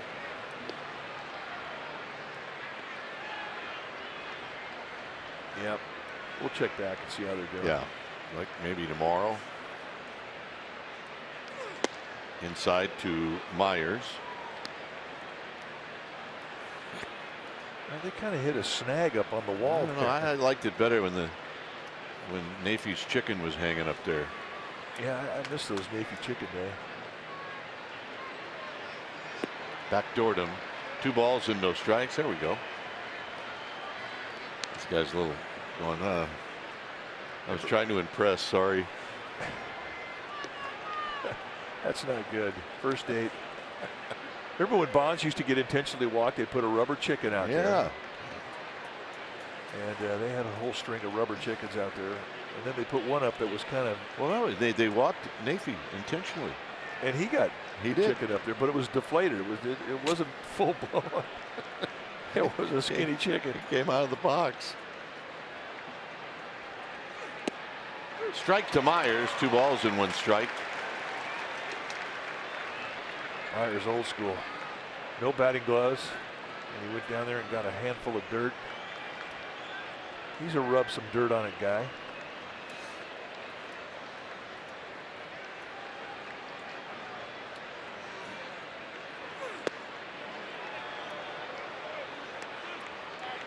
So 3-1 as that ball at least backs Myers off the plate.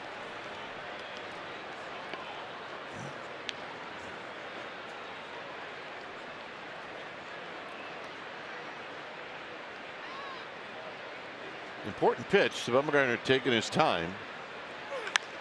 And they get Myers to roll this one foul on the pitch in tight. It's 3-2. Well, David Schwartz, our ball dude down the third baseline, finally got to get out of his chair. I didn't see it. What happened? That was it. Well, he stumbled a couple times, but that's all right.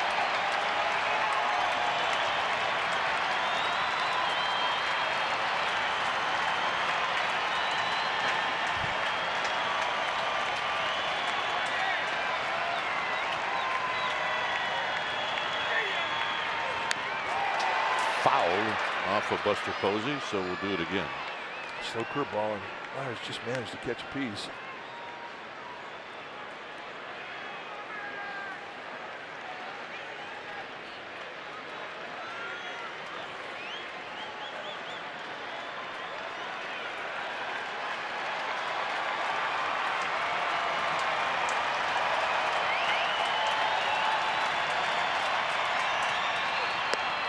And he walked it. So pretty good battle.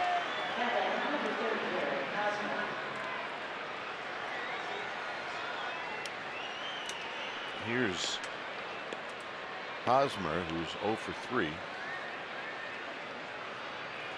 Kurt Young, Bruce Bochy talking over what their bullpen plans are going to be.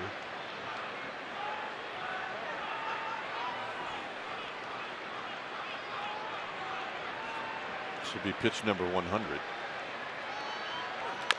And it's tapped to Bumgarner. On one pitch, Hosmer's retired. And that'll do it. Top of the order coming up.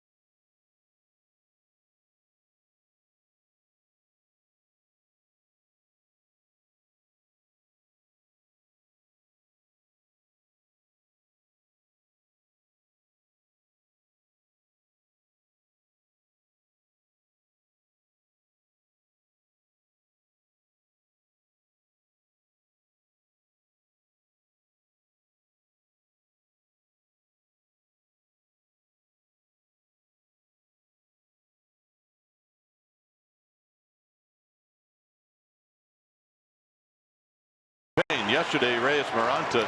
Well, what did he do that was so special? Well, he got his first career save as he gets the strikeout, and the Giants walked off the field, taking 2 out of 3 from the Marlins. When it's time for a change, think Speedy Oil Change and Auto Service, your trusted oil change tune-up and repair experts. It's the pitcher, the new pitcher, Phil Maton. Take a look at the numbers for Maton. I mean, they've been very good. In 15 games, he hadn't given up a whole lot. 17 strikeouts in 16 innings.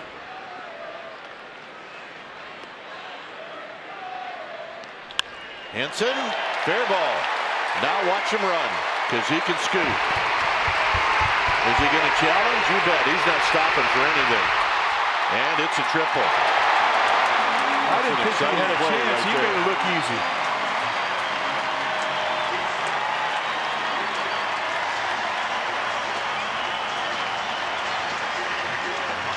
If you're going to cheat over towards the right center field gap, you're going to expose the line. And for a guy with speed like Hanson, that's an open invitation.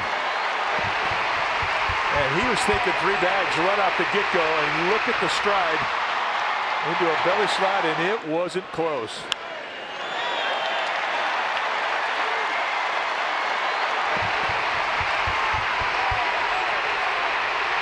That is a thing of beauty. Down low to Buster Posey. Infield in now for the Padres.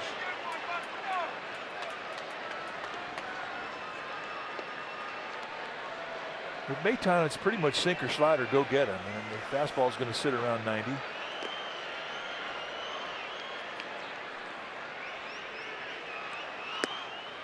Two and 0.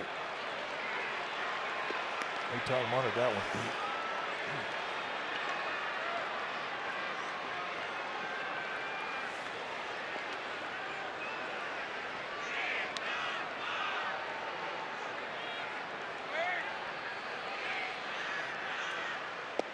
There's a breaking ball for a call strike.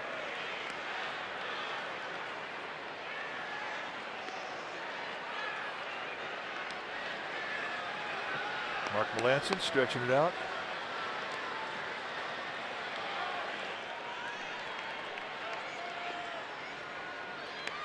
Swing and a foul back. 2-2. He had both cheeks into that swing.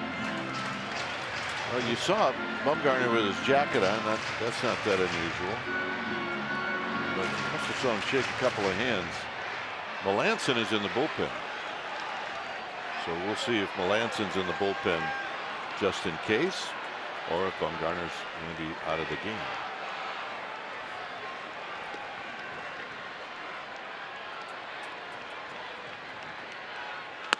Full count.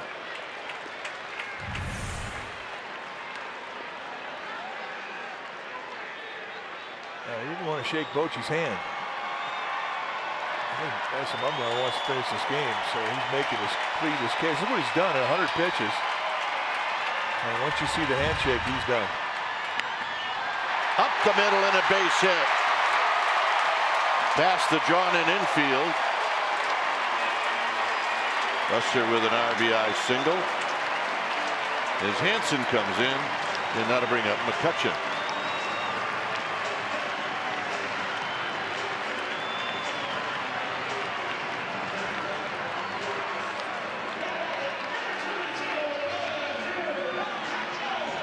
Well, an insurance run, but I'm sure Bruce Bochy would like to see a few more.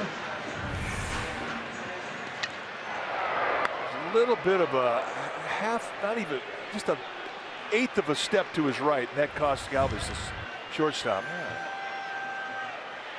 Here's McCutchen. And a curveball for a strike. McCutchen is 0 for 2 with a walk.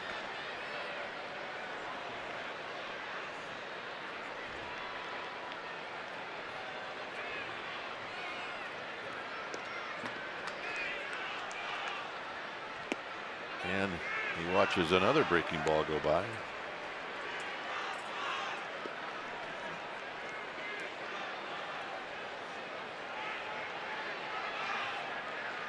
Hansen opened up the inning with a triple.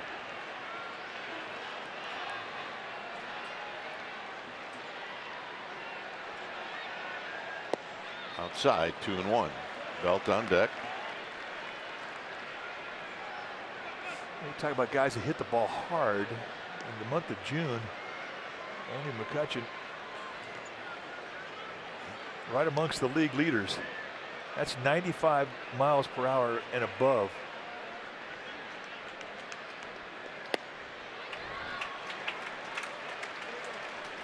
And the difference with McCutchen is he wasn't getting a lot of those hard hit balls to fall. That's true.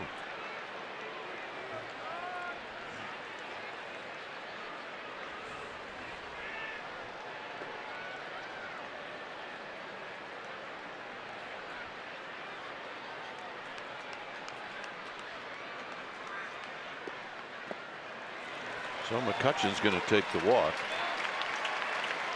It's nice at bat. That's the one that hurts a pitcher. And that's going to be it for Maytown. Here comes Andy Green. When it's time for a change, things speedy.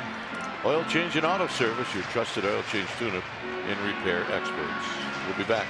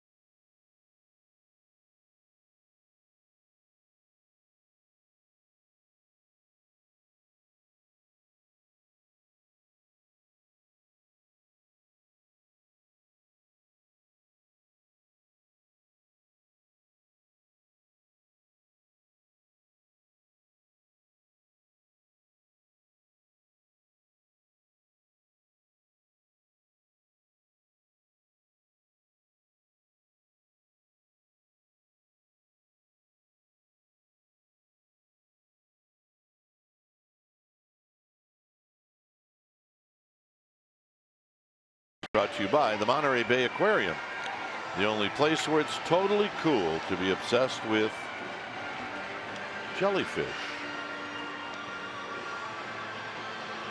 Great place. Yeah, I'm not really a jellyfish guy, though. I got to be honest with you. But it's still a great place. Oh, it's phenomenal. That's a must-see. There's your new pitcher. Jose Castillo, the new pitcher now for the Padres. 7th time that he has been in a big league ball game since getting called up, and he's been good. 13 strikeouts in 7 1/3. And low to mid-90s fastball from the 3/4 release and a breaking ball. Kind of a 2-pitch guy, but they're quality pitches. So right off the bat, we do see the breaking ball.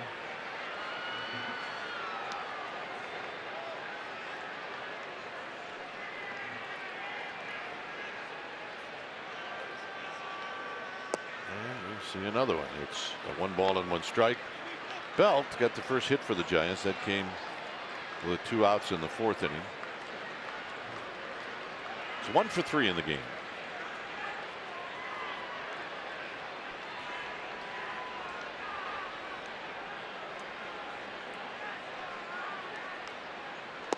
Crawford just had a baby. The Belts are expecting one anytime. I think the due date's still maybe a couple or 3 weeks away, but folks that have seen Haley Belt walking around are saying, I don't know. It's any time. It is any time. Bell hits a high fly ball left center field. Margot is going to make the catch. And here's the other Brandon.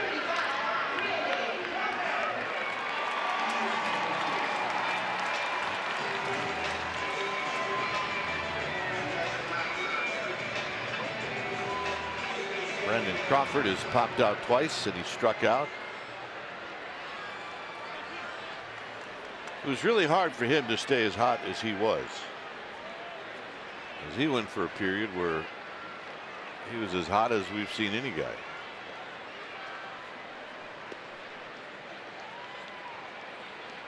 He carried this team out offensively for about 5 weeks. Yes, he did.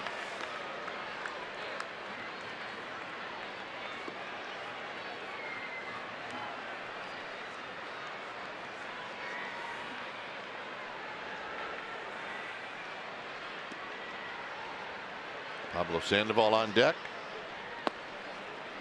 And the next pitch is down low.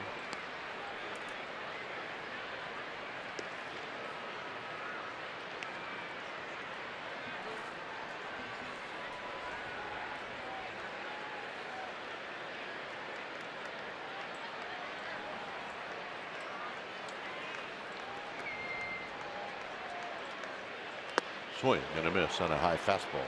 Good stuff, huh?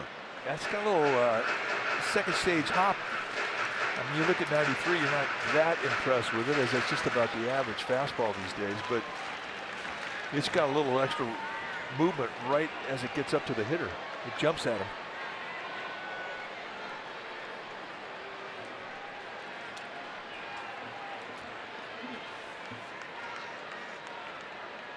And he gets Crawford on a really good breaking ball.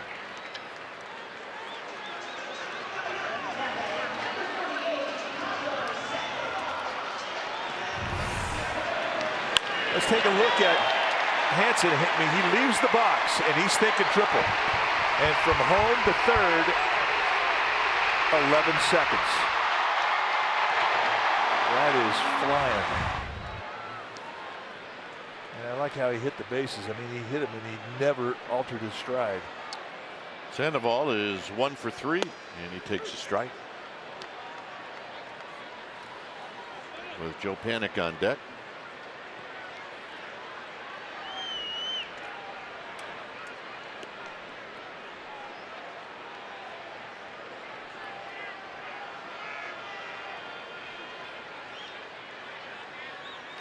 Out of play.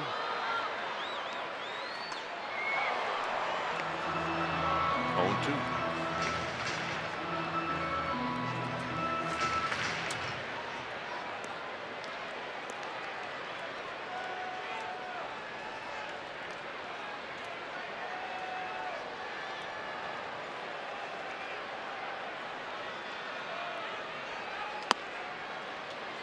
Ellis, you see Ellis trying to tell his young pitcher to elevate that fastball. He did. At 95. Sandoval took it. Castillo, like Sandoval from Venezuela. Little flip job into right field, and chasing it down is Pirela. He dropped it, and coming in to score is Posey.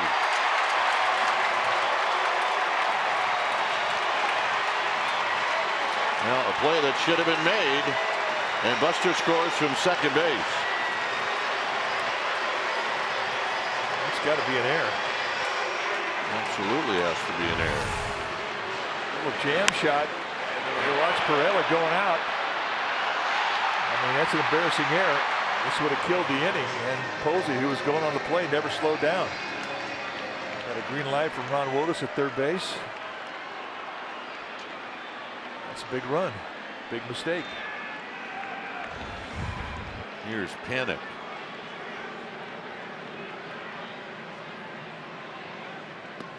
Panic takes low.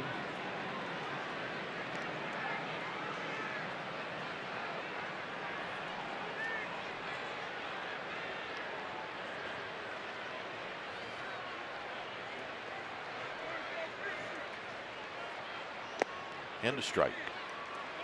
Castillo's a big guy. He's 6'5", 250. Well, I like the guy. He's got good stuff. Yeah, he's a baby. 22 years of age. I mean, he looks baby-faced.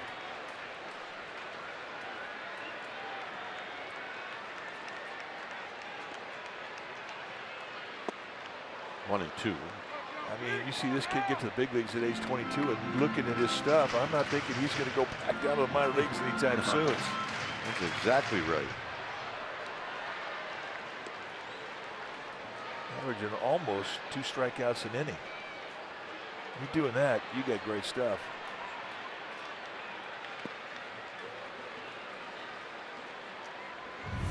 I'll just take a look at Buster Posey with 2 outs. I mean, he's going to go on contact. Ron Wotus waving him in. And there's the gift.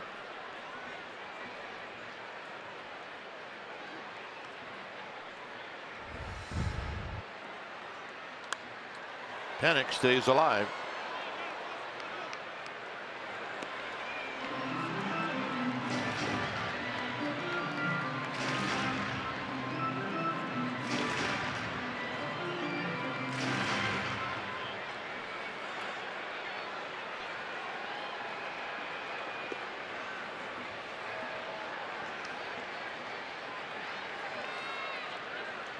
You're hitting off of Castillo from the left side. I mean, you're aware of his breaking balls.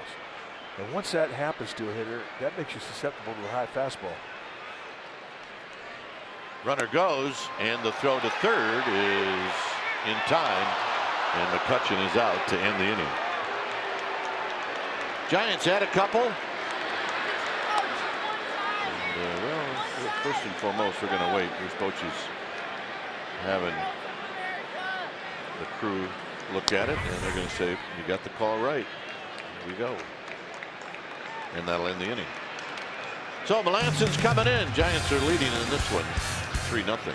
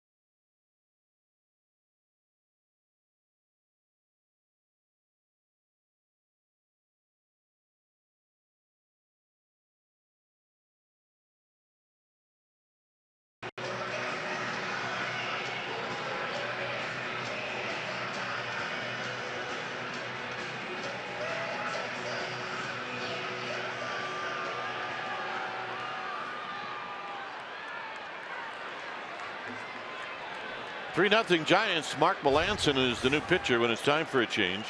Thanks Speedy Oil Change and Auto Service, your trusted oil change tune-up and repair experts. 8th time that Melanson has come in. And this is a save opportunity. We're waiting for the scoreboard to knock off what is right in the hitting area, and they finally do. Trying to pick it up for Madison Bumgarner, who tonight was brilliant. Here's Renfroe.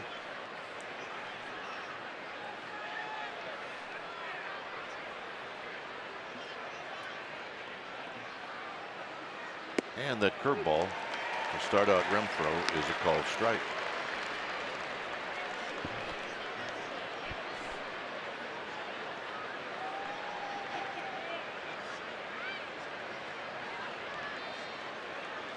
In the dirt. Villanueva and then Pirela.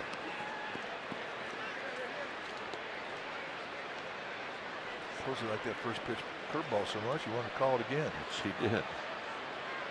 It's a unique curveball because of the high over the top release that he has with that arm slot.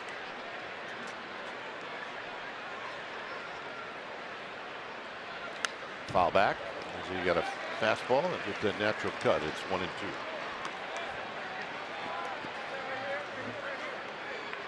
Curveball that Melanson has, I mean, it's not only a great pitch to throw behind the count, which he can do, it's a great pitch to get a ground ball with.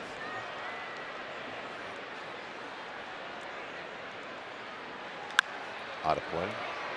So basically, because of that big curveball and his ability to control it, which is unique, he can strike you out with it, he can steal a strike with it, he can get a ground ball with it. I mean, to him, that's a magic pitch.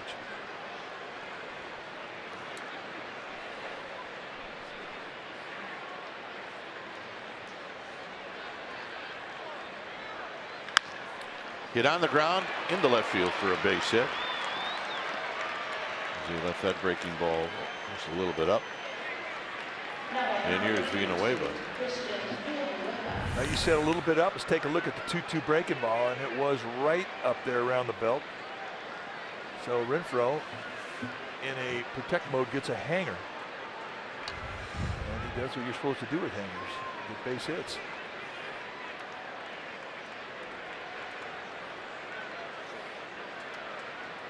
So here's Villanueva.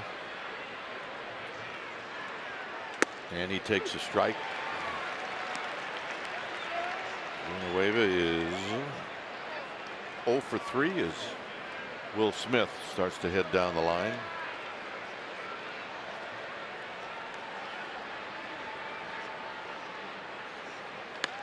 Jammed, foul. 0-2.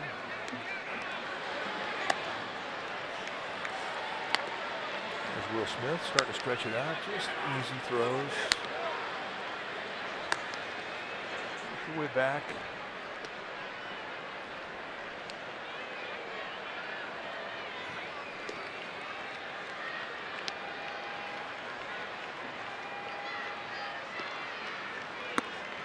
And a bit high, 1-2.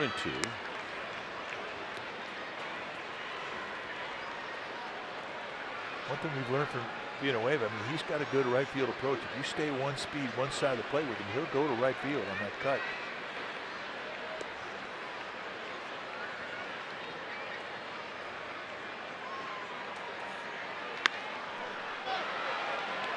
Crawford's going to get the out at first. You have to absolutely, in this inning, get one out for sure. And he did. Well, a jam shot, a nice pitch to get in on the hands, which was what they had in mind. He made the pitch. It just wound up being kind of a soft ground ball. And as Crawford's momentum came to his right, he realized that the best bet was to get that out of first. 3-0 lead, and that's the play you have to make. One that gets you an out. Smart play. Pirela's 1 for 3.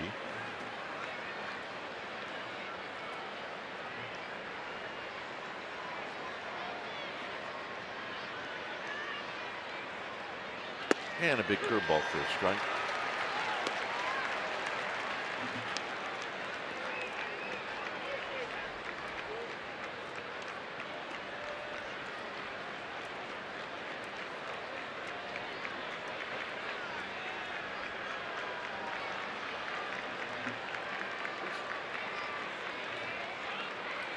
Lanson looks to second.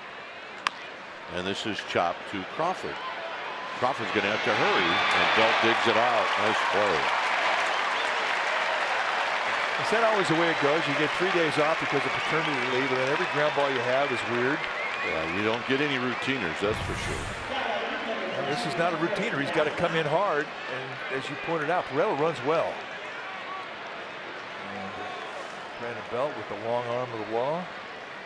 That's the beauty of having a guy like Belt, where you have to get rid of it quickly. You don't know what kind of grip you got. And you know that guy at first is going to help you out. Here's Galvis. And a strike, and it's 0-1. I remember when JT Snow used to say, just throw it to me close. When he played first Gold Glove, caliber first base his whole career, he just says, just get it close to me. I'll figure it out. And I think Belt's the same way.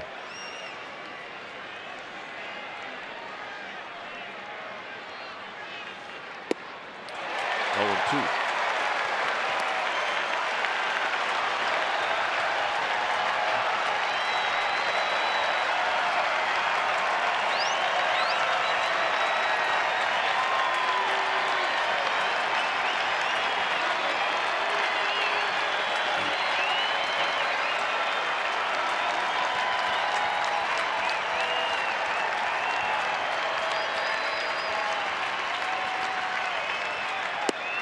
Got him, and that's the ball game.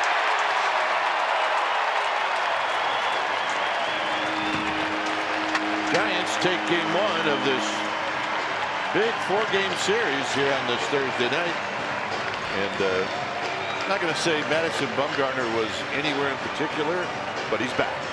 Well, I thought he was midseason form tonight, and I thought what was so impressive is how he used all of his pitches, and he was able to paint corners with all of his pitches. He was brilliant. He and Buster Posey had a magical night, and the Giants take game 1, and they even up this season series with the Padres. So as the Giants walk off in a slight celebration, final score, Giants 3, Padres nothing. Thanks for joining us. Stay tuned. Giants postgame live starts. It's presented by Toyota, and it starts right now.